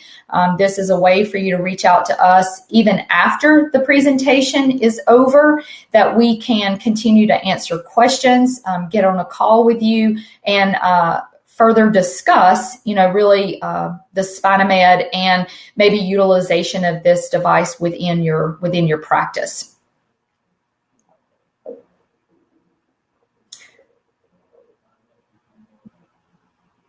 Awesome. Lots of activity in the chat. I'm sure you were watching that. Dr. Schertzinger, you come back on stage with us. Awesome. Thank you. Nice to see you again, April. Fantastic, extremely informative. I hope everybody learned a lot. Obviously, where would we like to start? We have there were a lot of questions being answered as well throughout. Yes, we have Irv Rubenstein from Steps Fitness. Can exercise really after posture, once osteoporosis or years of poor posture, really affect change? Or is there a large element of conscious and intentional control necessary? It's a good question. Either one of you want to answer that one? Would you like me to take that one? Yeah, therapy. Yeah, absolutely. Yes, absolutely. Exercise really can alter posture once a patient has osteoporosis. Otherwise, there wouldn't necessarily be a need for really what we're doing as a therapist or a clinician. And I have seen the benefits of prescribed appropriate exercises for the osteoporotic patient. It's a very different exercise prescription than your typical orthopedic patient, even though they are dealing with the spine, which is nothing more than the bones itself. But exercise really can alter a patient's posture when we are appropriately prescribing correct exercises to address the tightness and the weakness within the patient's musculoskeletal system. And yes, indeed, I think as a therapist, so this is another comment that I would make about the conscious versus intentional control, in this question, is that yes, as a therapist, as I'm sure a physician, Dr. Schertzinger would agree, that we are trying to make the patient more aware and conscientious of what they're doing so that they can be a little bit more intentional about, their posture or their movement, or devices that they are using to improve their outcome overall. Exactly. And the other thing is, you get a common question is leg length discrepancy. And even though most of it's what we have in terms of born width, it is an important consult, especially when you see that curve in the hip and the pelvis asymmetry or obliquity. So I use a lot of orthotists, podiatrists, and chiropractic therapists. We pick up the point about the leg length discrepancy with it. Yes. Awesome. Would you use this SpinalMed in an asymptomatic but kyphotic patient? Yes, I would. And I use it quite a bit with scoliosis in terms of, especially if they have marked the kyphotic curve. And it's a different insurance approval, which means we have to put a different rating down. But yes, and the importance is, as April said, is getting the strengthening in terms of the posterior chain, using it for the asymptomatic patient. And so I just threw a link up. It's at the top now on the right hand side. This is for all the attendees, which was shared by Jeff Baker with me, and it has all the product images as well. So it links directly to the MediUSA site, SpinalMed site. Can give you all the information. You could just click on the link. It's pinned up to the top as well. And let's see. I know there were some other questions. Does the break help with DISH? DISH is the calcification of the anterior ligament. And sometimes we think of it as even a rheumatologic problem. So I would say no, because it's more of almost an internal fixation of the anterior ligament. So when you see that on X-ray, it's quite dramatic. And it can result in what we call a bamboo spine, spinal arthropathy. There's a lot of different words we like to use, but I would say no. Okay. And then this was one of our questions we had anyway.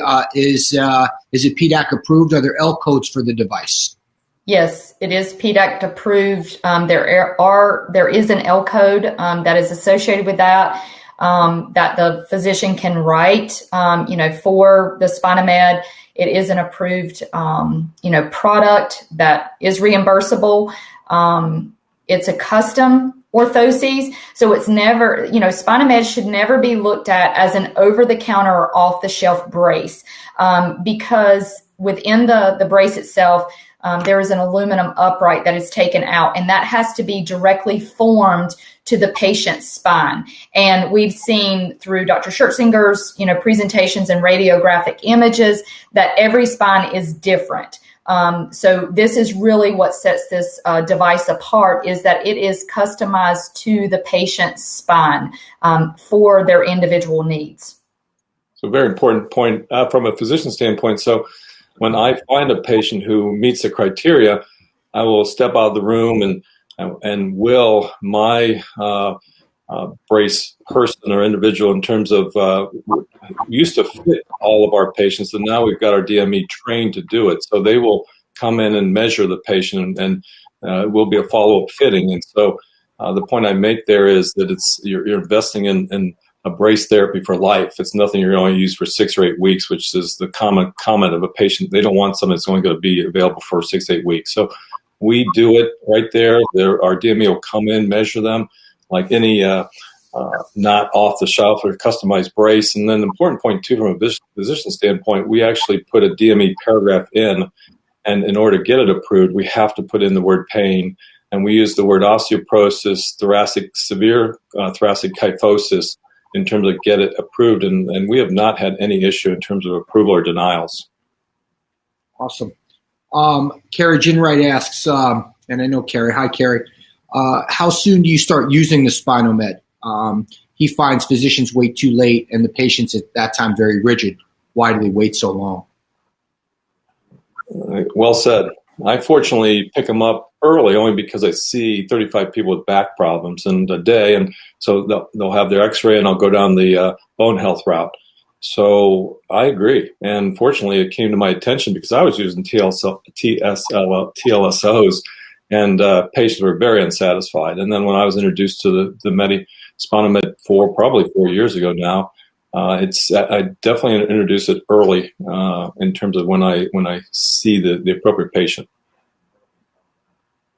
But April said so as I, because I do have a patient that was looking at the floor and they're no longer looking at the floor. So she would be considered too late, but in her eyes, I saw the passion and she wanted to get better, and she's done well with it. Awesome. Michael Fisher always wondered when you ordered the item with the posterior plastic shell or without. Not sure if it still comes with that way or it's been a while since you had ordered one. Maybe you could. Yeah, so that does come available with an AP kind of block, but we're not typically using that with an osteoporotic patient. Those are more for limitations of range of motion of the spine. So, this panel is utilized, for example, somebody post-op surgical that maybe the physician has said, hey, I don't want flexion to occur in the spine. And so the panel can be placed to where it limits the patient's range of motion, whether it's into flexion or extension. But they're ordered separately. So it is a Spinomed, for just Spinomed, and then there's a Spinomed AP, which is going to limit the patient's motion. So they are essentially the same product. The biggest differentiator is the panel in the product. Okay. What do you recommend to assist the cervical spine while using the Spinomed? From Julie Venn. I focus on strength and tell them 5 things. Flies, rows, pull downs, and shoulder shrugs. I really focus on strength, and I even talk about we have bands that we give out, and so I focus so much on strength. Now, sometimes I'll use a collar, a soft collar, and intermittent use, but I will go that route versus anything rigid, and really focus on strengthening. Right. And one of the other things that I'd like to comment too is that, again, very early on, I know I mentioned something about Sarah Meeks that I learned early on in my career is also positioning.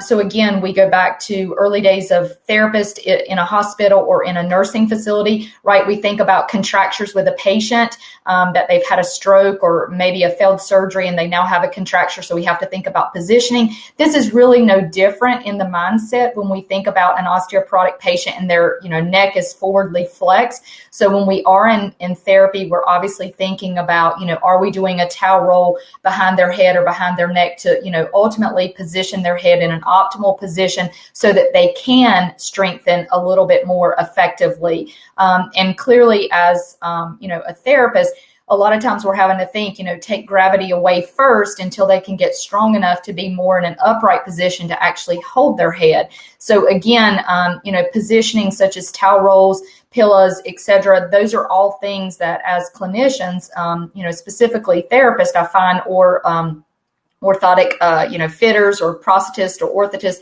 are talking about within our patients, because there are simple little things that we have around our home that can make our head in a better position to strengthen and to stretch to improve that outcome. Awesome.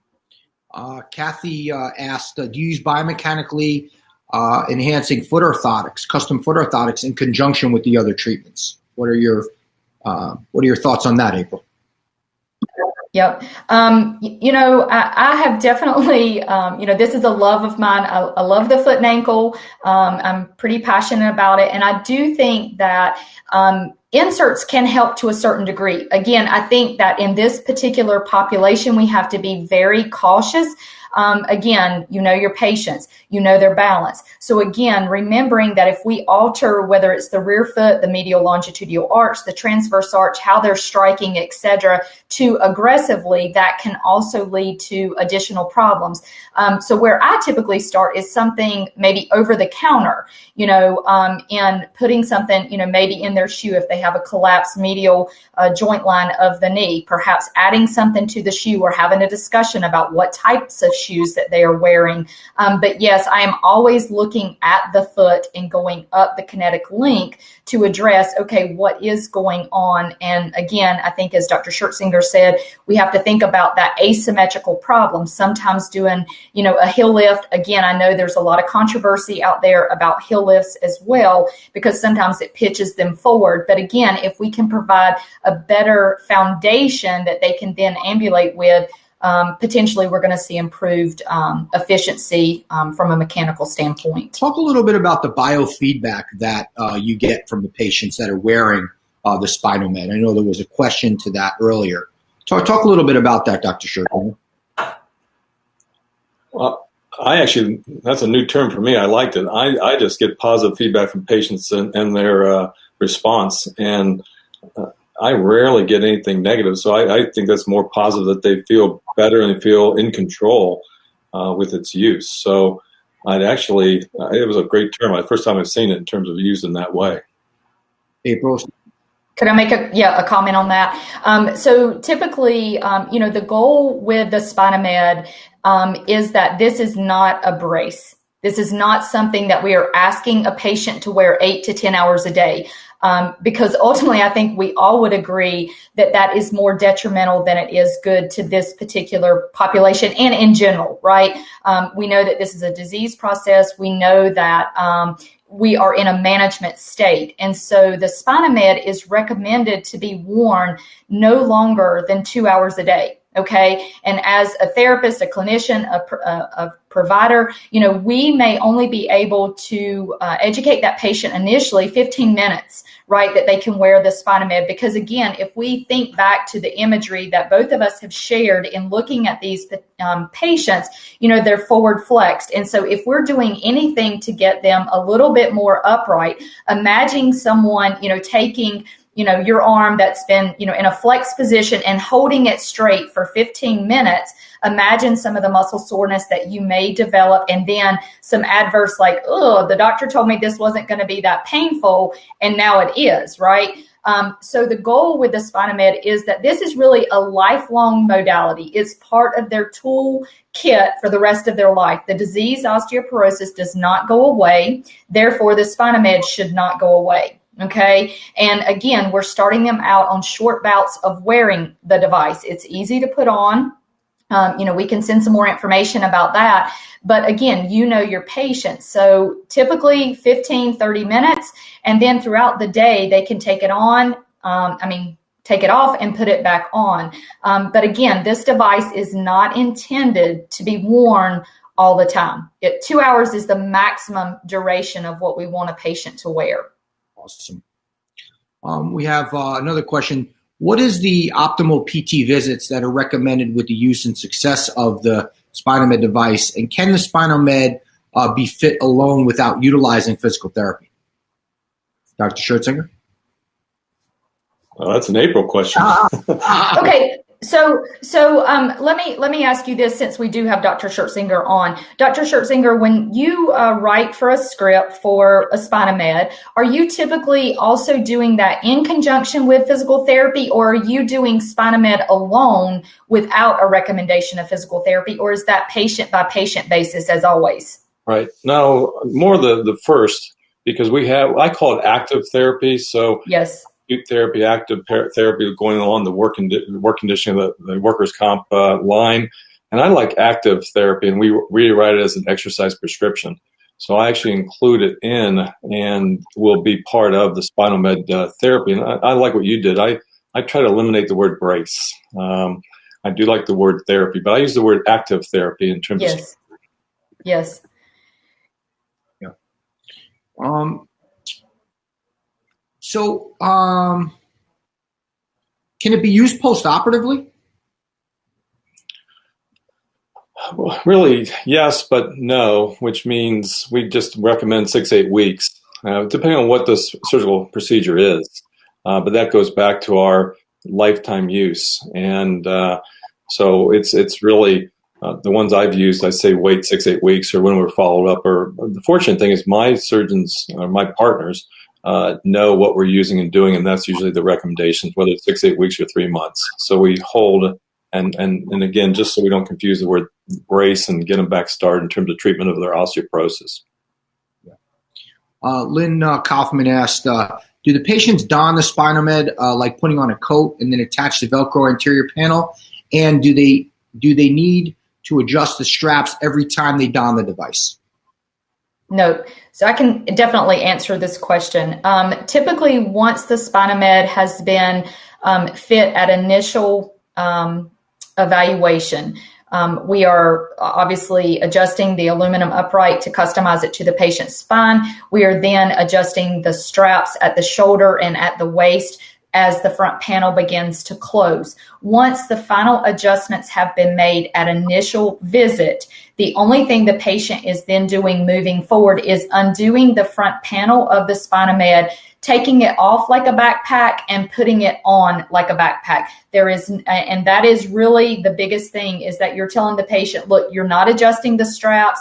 All you're doing is placing your arms in the straps. You're closing the front panel. When you close that front panel, one of the things that I will say, and I mean, again, I'd love to hear from you guys, but when you're having your patient put the SpinalMed on, the number one instruction is that patient should be in front of a mirror, okay, when they are placing this particular device on. Why is that? Because they are in their best posture possible. Remember, if they're looking down at that panel to attach it, we're only feeding into that forward flexed position. So there is no adjustment. The main adjustment that I have seen clinically, and feel free to jump in as well, Dr. Schertzinger, is that about every 6 weeks, there's 2 adjustments that are typically needed. I usually see them at 6 weeks, right? So that they have had some time to adjust and gain some mobility and strength within the back and the core.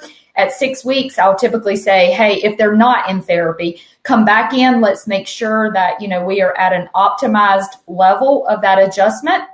And that's pretty much where they're going to stay. The only time that they need additional adjustments is if they've had another fracture, if they've had, another injury and something is not fitting right. Clearly, call us and let's bring them in and adjust it as they need to. But typically there's only 2 adjustments needed. The first one at initial and that midpoint.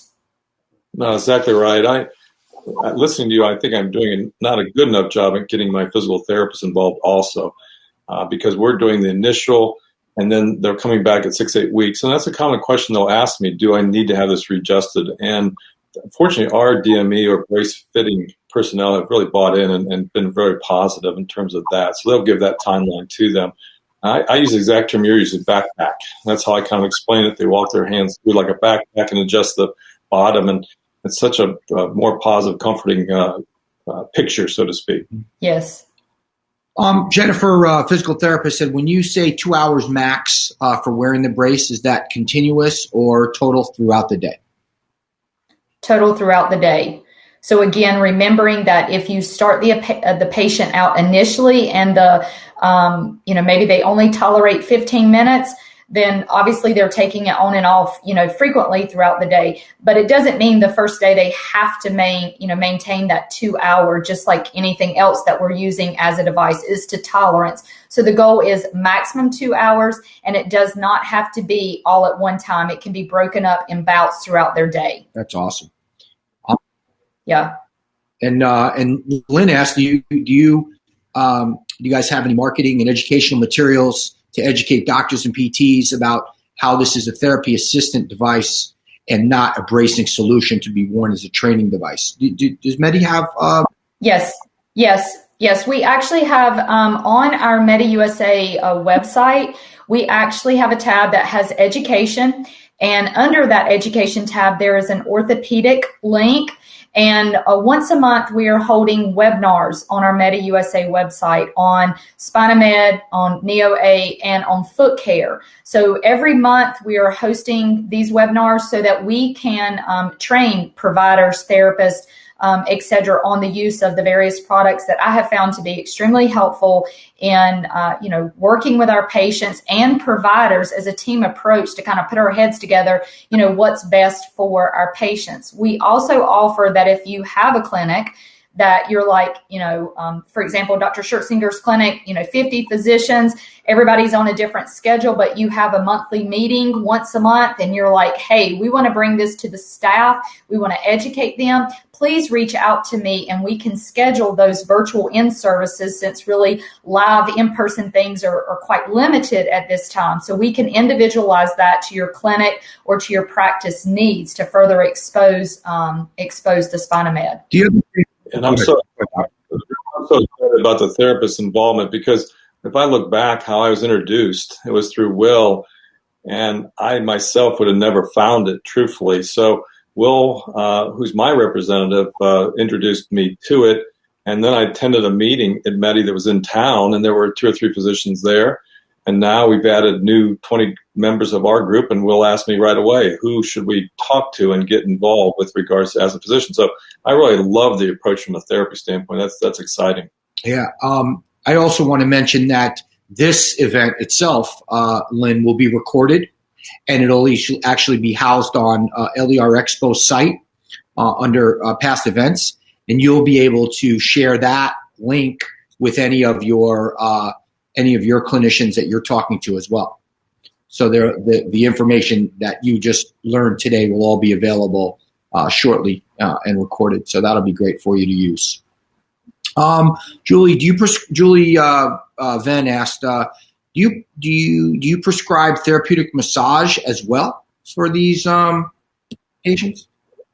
I use my sons as an example. What I'd love to have, my boys get, and athletes do, access to a chiropractor, therapist, a trainer, massage therapist, acupuncture, reflexologist, and I've often dreamed of having a spine center where that would be everybody's input. So the answer is yes. The difficulty is just getting all those services provided or covered by insurance. But yes, I wholeheartedly agree in terms of massage therapy. I like massages as well. No one's grabbed the mic, and I'd love to. I'm sure, Julie, for sure. You thought that was funny, Stu. In any event, someone should grab the mic and at least come up and say hello. You might not have a question, but who's going to be the first one? I'll start calling people out, and maybe like throwing you the mic.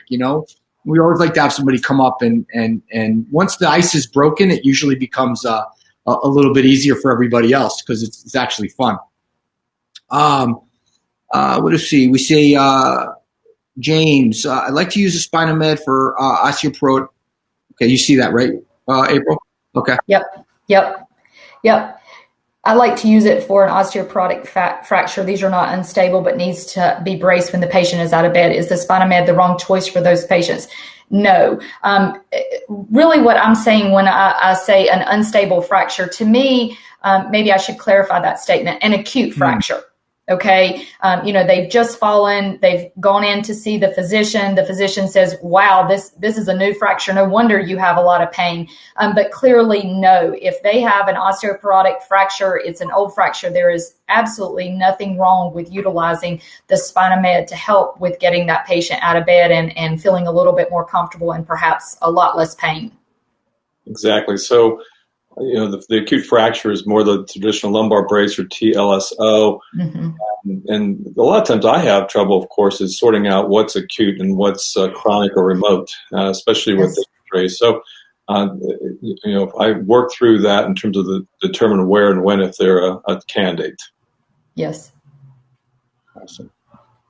So no one's really anxious to grab the mic. So you know what I'm going to do? We might change it up a little bit. I think we covered. Oh, we got somebody. All right, boy. What? Pompe coming up to grab the mic. I love it. Going to come up. Sorry, I don't have my video. But, Hey, how are you? Yes, we you hear me? can. Okay, great. Thank you very much for a really great presentation today. My question is really in terms of the the DEXA scan and the at what point do you find that that physicians are starting to go, yeah, let's actually scan for bone density at what average age?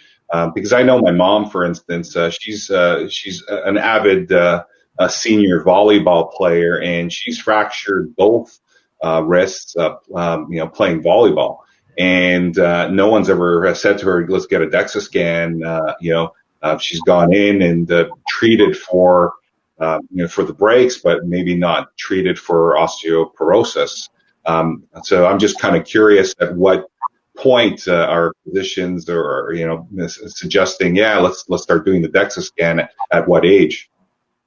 Yeah, thanks, Corey. The age is 65 for women, but it's a sad revolution of DEXA scans, meaning when we started 15, 20 years ago, and we were trying to link them to hip fractures and spine fractures, we were using them, and then it's been steadily declining. And most people use that Medicare won't pay the $118; they'll only give you $60. And so the reimbursement is a sad reason why we as clinicians aren't using them more. And also, they're still forgetting. I hope one day, and I think it'll be near, that Medicare will start making osteoporosis a requirement in terms of services, just like diabetes and hemoglobin A1C and other disease states. And when that happens, we'll have more. But back to my point, she actually met the criteria of osteoporosis with that risk for that first fracture, and truthfully should have been treated at that time. And that's what I keep calling the canary in the mine. That was really the one that was missed, and so often is missed. So, I'm going to give 3 or 4 lectures this week, and it's amazing how, to my colleagues, and we honestly are going almost more the other way, treating them as osteoporosis clinically, and then looking at DEXA scans for treatment. And why? Because they don't want to go on that next step. People, especially with COVID, they don't want to go near a hospital to have the test done. We as physicians have less DEXA scans in our office. And so and the message really is using it for the right treatment. That's really the message. Do you find that that at an earlier age, people should get the DEXA scan? I know that 65 is that magic number that you've indicated, but from your experience looking at those individuals being scanned at 65, what are you finding percentage-wise in terms of clinical diagnosis for osteoporosis? Yeah, the fascinating thing is when I took care of college athletes, we would be looking at the female triad and looking at bone health issues, and we would do DEXA scans back when, even on not adolescents, but teenagers and young adults. And so I had a 36-year-old last week. If you'll find their vitamin D to be very low. And so actually what we're doing now is looking at that hip fracture and looking at their daughter and saying, we're looking at what's called FRAX, and we are able to identify their at risk. And so right now I'm recommending vitamin D, calcium in terms of blood levels, but there's, especially if they bring their parent, a lot of times they say, can I get a DEXA scan also? So that 65 is just that Medicare rule, which again, we as clinicians don't always observe. And as long as we code properly, we will get the DEXA scan paid for. If it wasn't a Medicare rule for 65, at what age would you think that should be the age for the start of a DEXA scan? 50, 55. Okay. And it really goes back to menopause, and if they've had hysterectomies and when they've lost, they've gone through menopause, that's a really big issue, and any of those other risks in terms of weight and tobacco and other disease states. So 55 is probably, to me, is more acceptable. Welcome. Thank you very much. Thanks for coming up, Corey. Appreciate that. Breaking the ice. So Tamara asked, so with that being said, what are the ICD-10 codes that are used to get the device covered through insurance? Ooh, that's a high level. I don't know if anybody knows. It's kyphosis and it's thoracic kyphosis. I don't know the actual code numbers. Yeah, I don't know.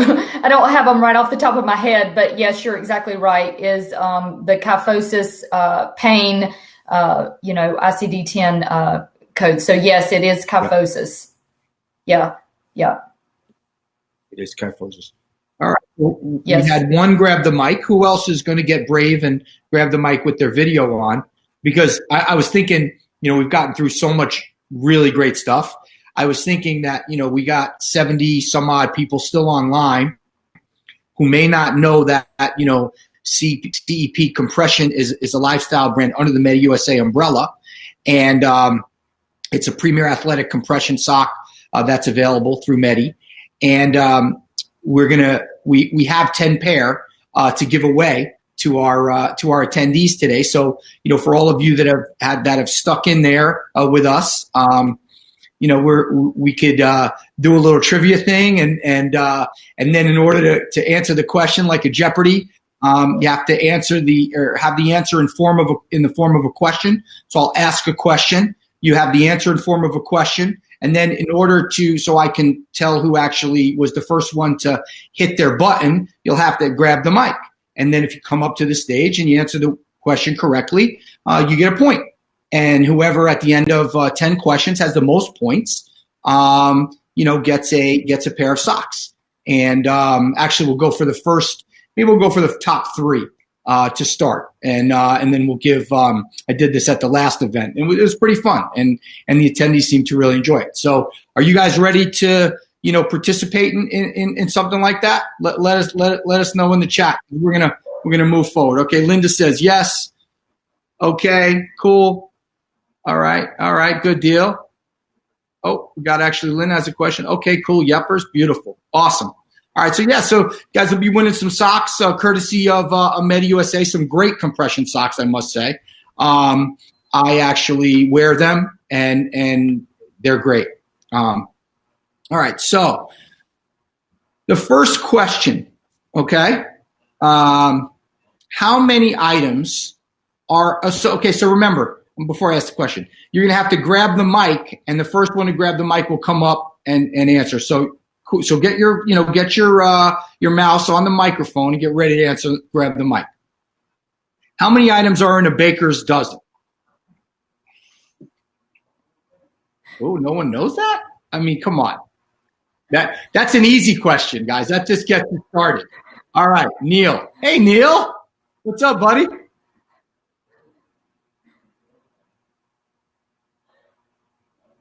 Neil's coming up.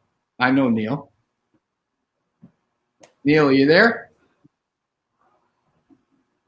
Neil, grab the mic. Oh, yeah, you should be. Neil should be. What happened? It went away. Neil grabbed the mic first. So I'm quite sure that Neil, I don't know what happened, Neil. You went away, buddy. You have to. All right, here he goes. Let's see.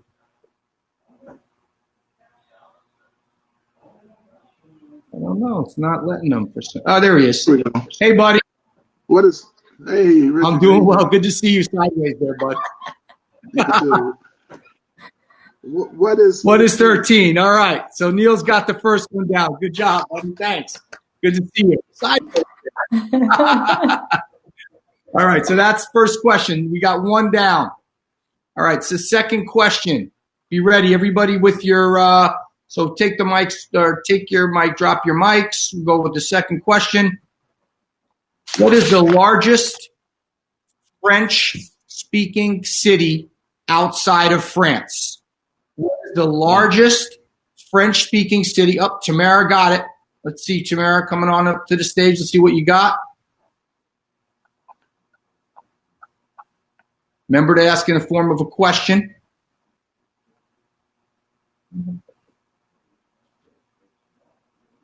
Okay. Tamara, try that one more time. I don't know what happened there. What is the largest French-speaking city outside of France? We'll let you grab it? Okay, well, terrible connection. Oh, I'm sorry. That is one of the issues. Michael, not what we're looking for, but you got to pick up the mic in order to answer. So, Tamara, do you know here we go. Mohammed. Oh, actually, Mohammed Asif. I guess I got that correctly. We're going to get you up to this. You were the second one, Mohammed. Coming up to the stage there, buddy. What is going on here? Okay. Aging and health. I think in India. All right. You know, the thing is, if their connection is rough, if their connection is challenged, his mic's not working. Okay. Elizabeth. All right, here we go. Hi, Elizabeth. How are you? Okay, go ahead. What's the answer? So what is All right, Montreal? you got it. 1 point for Elizabeth, 1 point for Neil. Nice job. Thanks. All right, next question. Moving on. What is the technical name? Oh, wow. I didn't even know this. What is the technical name for the hashtag symbol? What is the technical name for the hashtag symbol? Who came up with these questions? All right, Lynn got it. Let's say. Lynn's going to come up.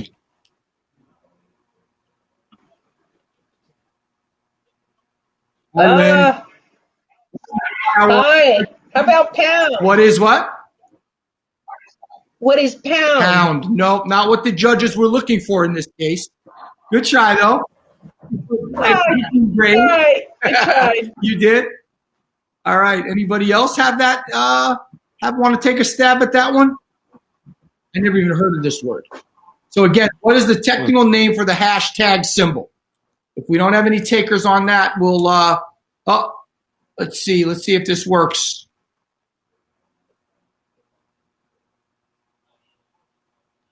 Julie, that's a good guess. You got to grab the mic to answer, but it needs to be the technical name for that. Mahana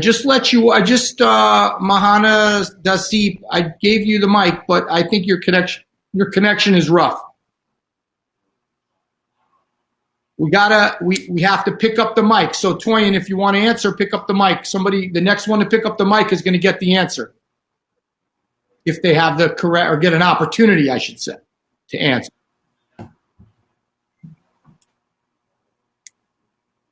All right. Mohammed, since you did grab the mic but weren't able to come up, we'll give, actually, I don't think it's Mohammed, but Mohammed Asib, we'll give him the point on that one. It's an octothorpe, just in case we're all wondering, an octothorpe. And everyone knew what that was, right? Never. All right. Okay, next question. The unicorn is the national animal of which country? The unicorn, I know, that's what I said, Julie. Oh my gosh. The unicorn is the national animal of which country? We're not Googling this. All right, Gene's coming up. See?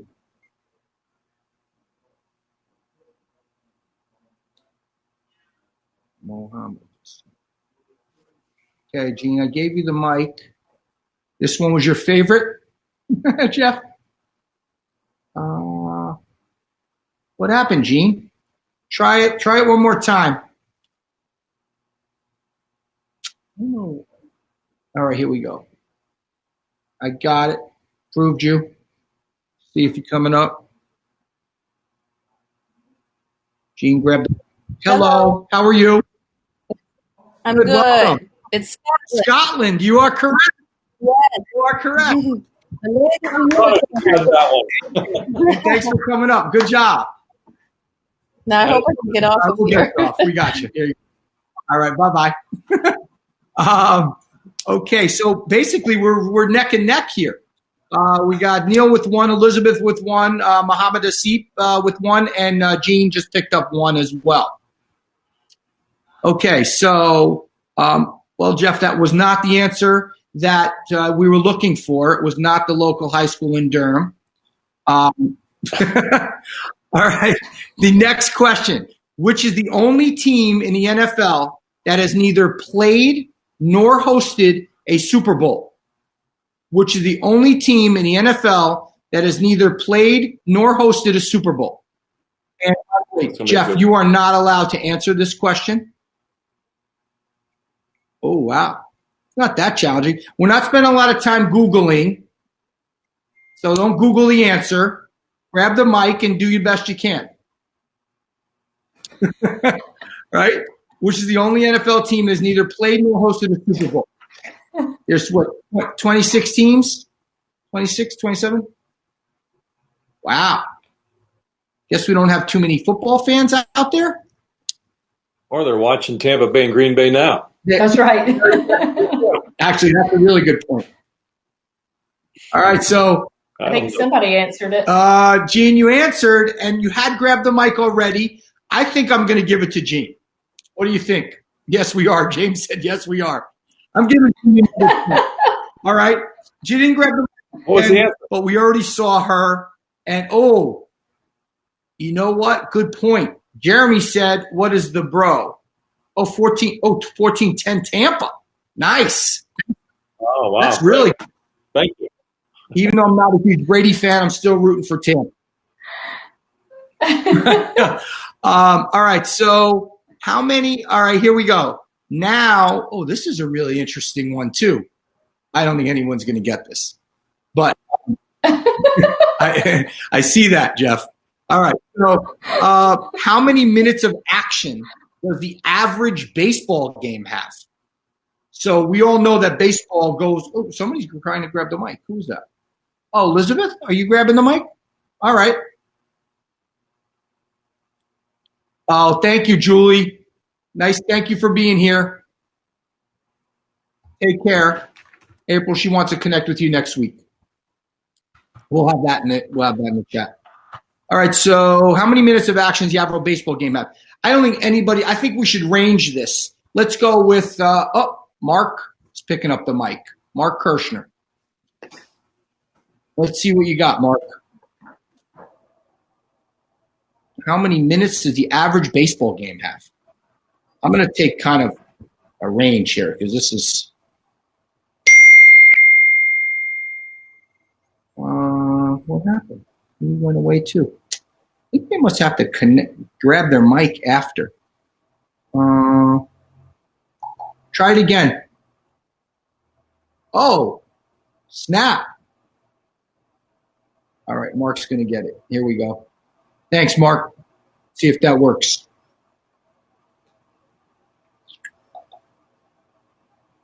Let's go. Huh. It's not connecting on your end? Yeah, that's one of the challenges of technology. So many great things about technology. Yeah. I accepted the mic. But thanks, Coy. Oh, he may have to accept the mic on his end. Is that what you're saying? Gotcha. Okay. All right. So try it one more time, and then when I grab the mic, okay. I think I'm going to go with Mohammed Sadiq. Is that correct pronunciation? Is he said about 18. Okay. Oh, now he's going to try it. If Mark gets it, I can't give it to you, bud. Okay, did you accept it, Mike? Or Mark? Try it again. Oh, man. I don't know. You know what, Mark? If you type in your answer and it is correct, then you get the point. Because I don't know what's happening on your end with the with taking it or grabbing it or connecting. So if you have the answer, key it in. 90-ish. No, but I appreciate you trying to grab the mic. We're going with Mohammed Sadiq. He said about 18, which is kind of amazing when you think about a baseball game that lasts 3 hours. Right? The minutes of action is 18 out of 3 hours. That's crazy. I would have gone with you, Mark. All right, so we got just a few more. What ocean is the home to Christmas Island? Which ocean is the home to Christmas Island? I mean, Jeff made these questions like Very hard. Baker's dozen was easy. exactly. I mean, Jeff was really. I mean, he's like, no one's winning. I'm not giving any socks away. He says. Wow. Guess Tom Brady's I mean, age. really? All right. So, which ocean is home to Christmas Island? All right, Elizabeth's going to grab the mic. Here we go, Elizabeth. Elizabeth's got one. Okay. What's the Indian Ocean? What is the Indian Ocean? You are correct. Elizabeth with 2. Thank you. Nice job. Nice job. All right. Learning a lot. I'm learning a lot. Holy cow. Me too. All right, so we got 2, 2, and 2. We got 3 with 2. Neil with 1. Okay, and we're moving down here. What is the second largest country in South America? What is the second largest country in South America? A lot of people just gave up. So we were at like 70, I think. 10 pair, Tamara. We're giving 10 pair of socks out. So there's lots of opportunity. So right now we have 5 people in the game. Somebody grab the mic. Oh, nice job, Elizabeth. See how that stuff comes in handy? All right, so the question is, what is the second largest country in South America? This one's not even that difficult. I'd like to see somebody grab the mic and get the answer. Let's see what we got. Don't be afraid. Nope, not Peru. And no more guesses for you, Muhammad Sadiq. Only one answer allowed. Who's grabbing the mic? What is the second largest country? Okay.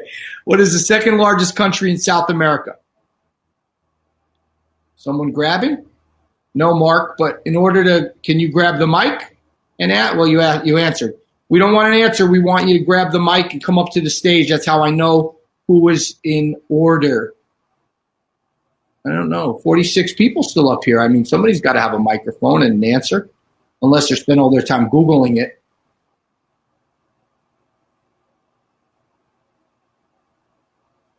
All right. Oh, did you see that? Nice. All right. So what is Argentina? What is Argentina? I'm going to try to move down to a backup question here. The Blue Ribbon Burger changed its name and is now referred to as what? What burger changed its name and is now referred to something different? It was the Blue Ribbon Burger, and now it's something else. What is it now? I should put some some Jeopardy answers on it. Anybody have a stab at that one?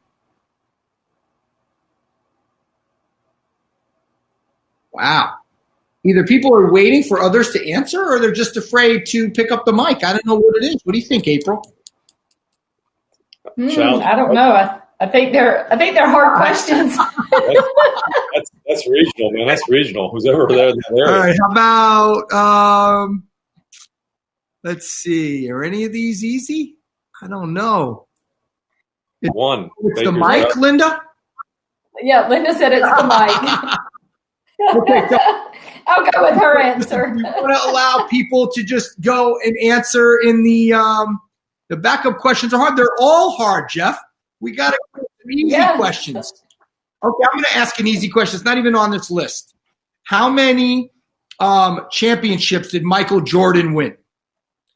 And if anybody wants to, grab the mic and answer that one. All right, Coy's got that one.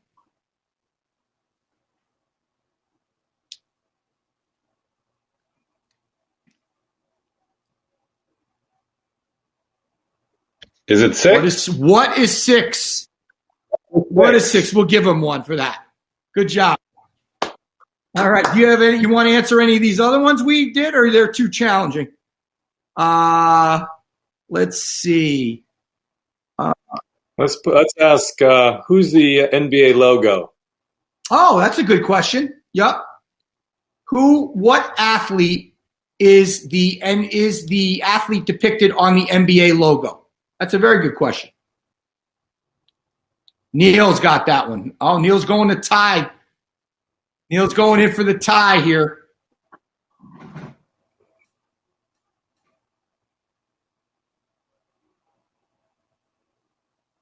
Who is Walt? Give it to us.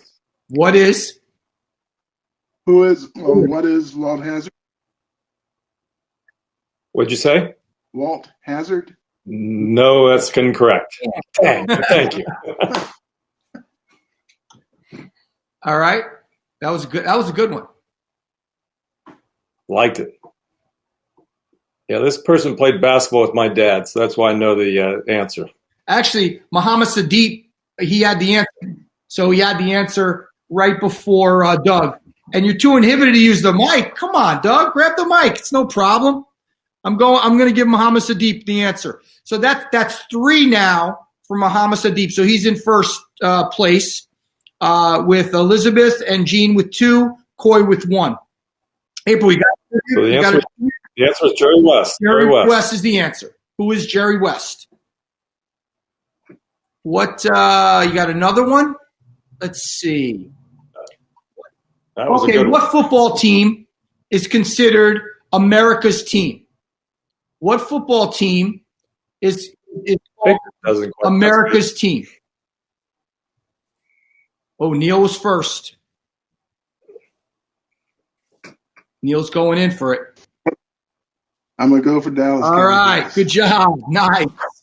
All right. See, Jeff, we got to have easier questions that people can answer. Nice. Yeah. All right. Let's see. Since we're in football season, right? We'll go. Which NFL team recently had to change their name? And what is their new name? Ooh, bonus. Bonus. You'll get 2 points for this. This is a two-parter. Which football? Oh, Jennifer grabbed the mic first. Jennifer S. She's going to pick up 2 points if she can get them both.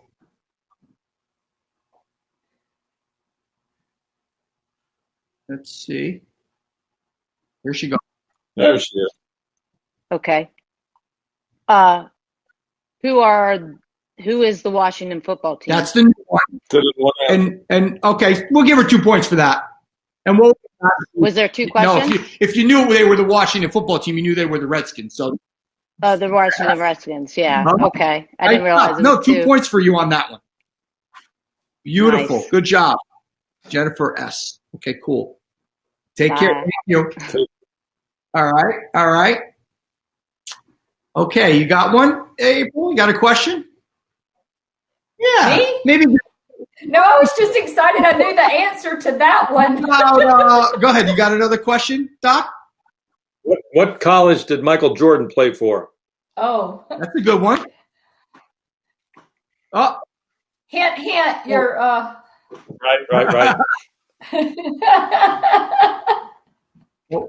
oh. Neil's coming strong. Neil is coming strong. Wow, they're all pounding me right now. Yes. Was Neil was first, right? Neil was first. Yes. All right, Neil. The Tar Heels, North Yes. Carolina. That's right. What is Good okay? fight. 3. So he's got Muhammad Sadiq. Sadiq got 3. Neil's got 3. Jean with 2. Coy with 1. Jennifer with 2. Elizabeth with 2. That was a good one. Let's see. Who won the NBA championship last year? Or actually last year. Who won the NBA championship last year?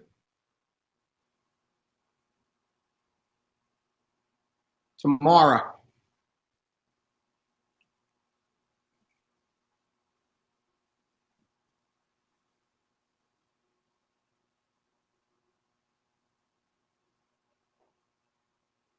Tamara Singer.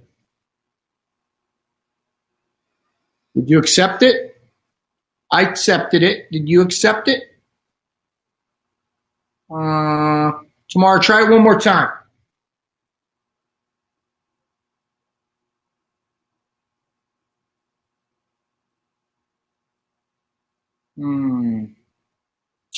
I don't know. No, Muhammad Sadiq. You got too many people ahead of you on this one. I'm going to go, Tamara, if you want to answer in the chat, that's okay. I think people are having some connection issues on this side. That's all right. What's your answer, Tamara? Type it in the chat. If you get it right, we're good. Which team won the NBA championship last year? You don't have to type it as a question, just answer. It's a lot of sports. Give a question like a kind of a foot question, even maybe. April. Oh, Lord. Like maybe another name for Bunyan or something like that. Okay. I don't know. That's a good one. You know. Okay. Elizabeth. Homer. Yep, that's Alex Valgus. Oh yeah! Yay! Asking. Good job, Elizabeth. PT to PT. Nice job. Nice job. I was in her wheelhouse. Whoa. That's right. She was on it quick. I only said the question one time. That was beautiful. Okay, Susan actually has a question here. Question. I've been fitting garments for 30 years and not one Medi rep can tell me what CEP stands for. Any guesses?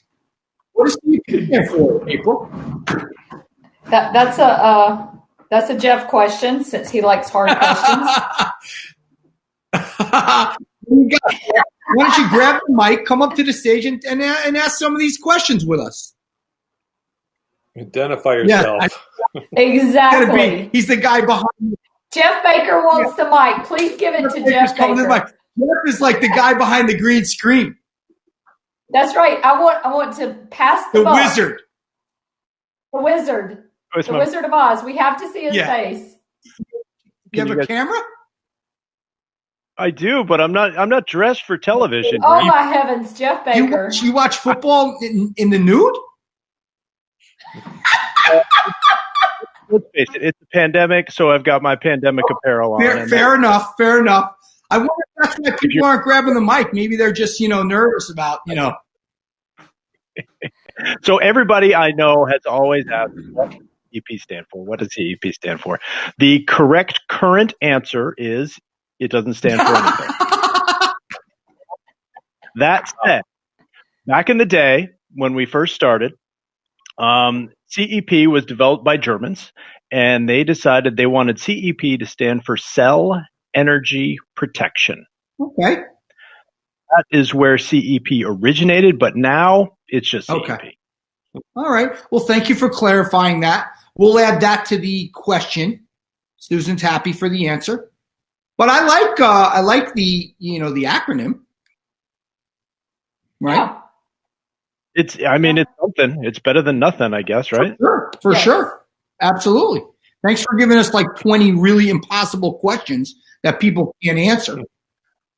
Oh my gosh! Right? Wait, no. Everybody's going to know this one. I'm going to ask a question. Okay, go. I get to ask. Okay, a question. yeah, you do. All right. Here's the question: what is the scale used to measure the spiciness of a pepper? Oh my gosh, I have no idea. Okay, fine. Let's go. Thanks, James. Thanks, Steve. Glad you're here. Oh, we got James grabbing the mic. Okay. Yeah, the scale for hotness of pepper is the Schofield scale. What is the Schofield scale? To the judges, I think that's a win. I'll give it to you. There's probably a typo in there somewhere, but I give it to you. Scold him. Scoville. Yeah. Scoville. Not to be confused with Scoville. Thank you. How do you pronounce your last name, James? It's pronounced Haney. Okay, gotcha. Awesome, man. Thank you for being here. Okay. Great presentation, guys. Thanks. Thank you so much. Thanks for coming. Thanks for being here for sure. All right, Scoville scale. That was a good one. Okay, got another one? Well, somebody got my last one, so I guess I get to ask on a second one, right? All right. There's a city in England. So in England, what city has more miles of canals than Venice? Was that on your list? No. Jeff is well read. Smart. Yes. He's like one of these Jeopardy. I gotta pull up. I got something. Yeah, ask that question again. All right. Here's the question. Okay, the answer is in England, just as a hint. So what city in England has more miles of canals than Venice?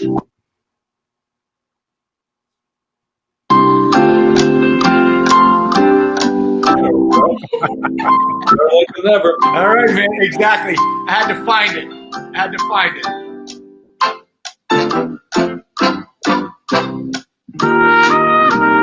Linda looks like she's trying to answer it. Grab the mic and answer. Somebody got to grab the mic and ask the question. Muhammad Sadiq is crushing it on this. No, Linda, not Cambridge.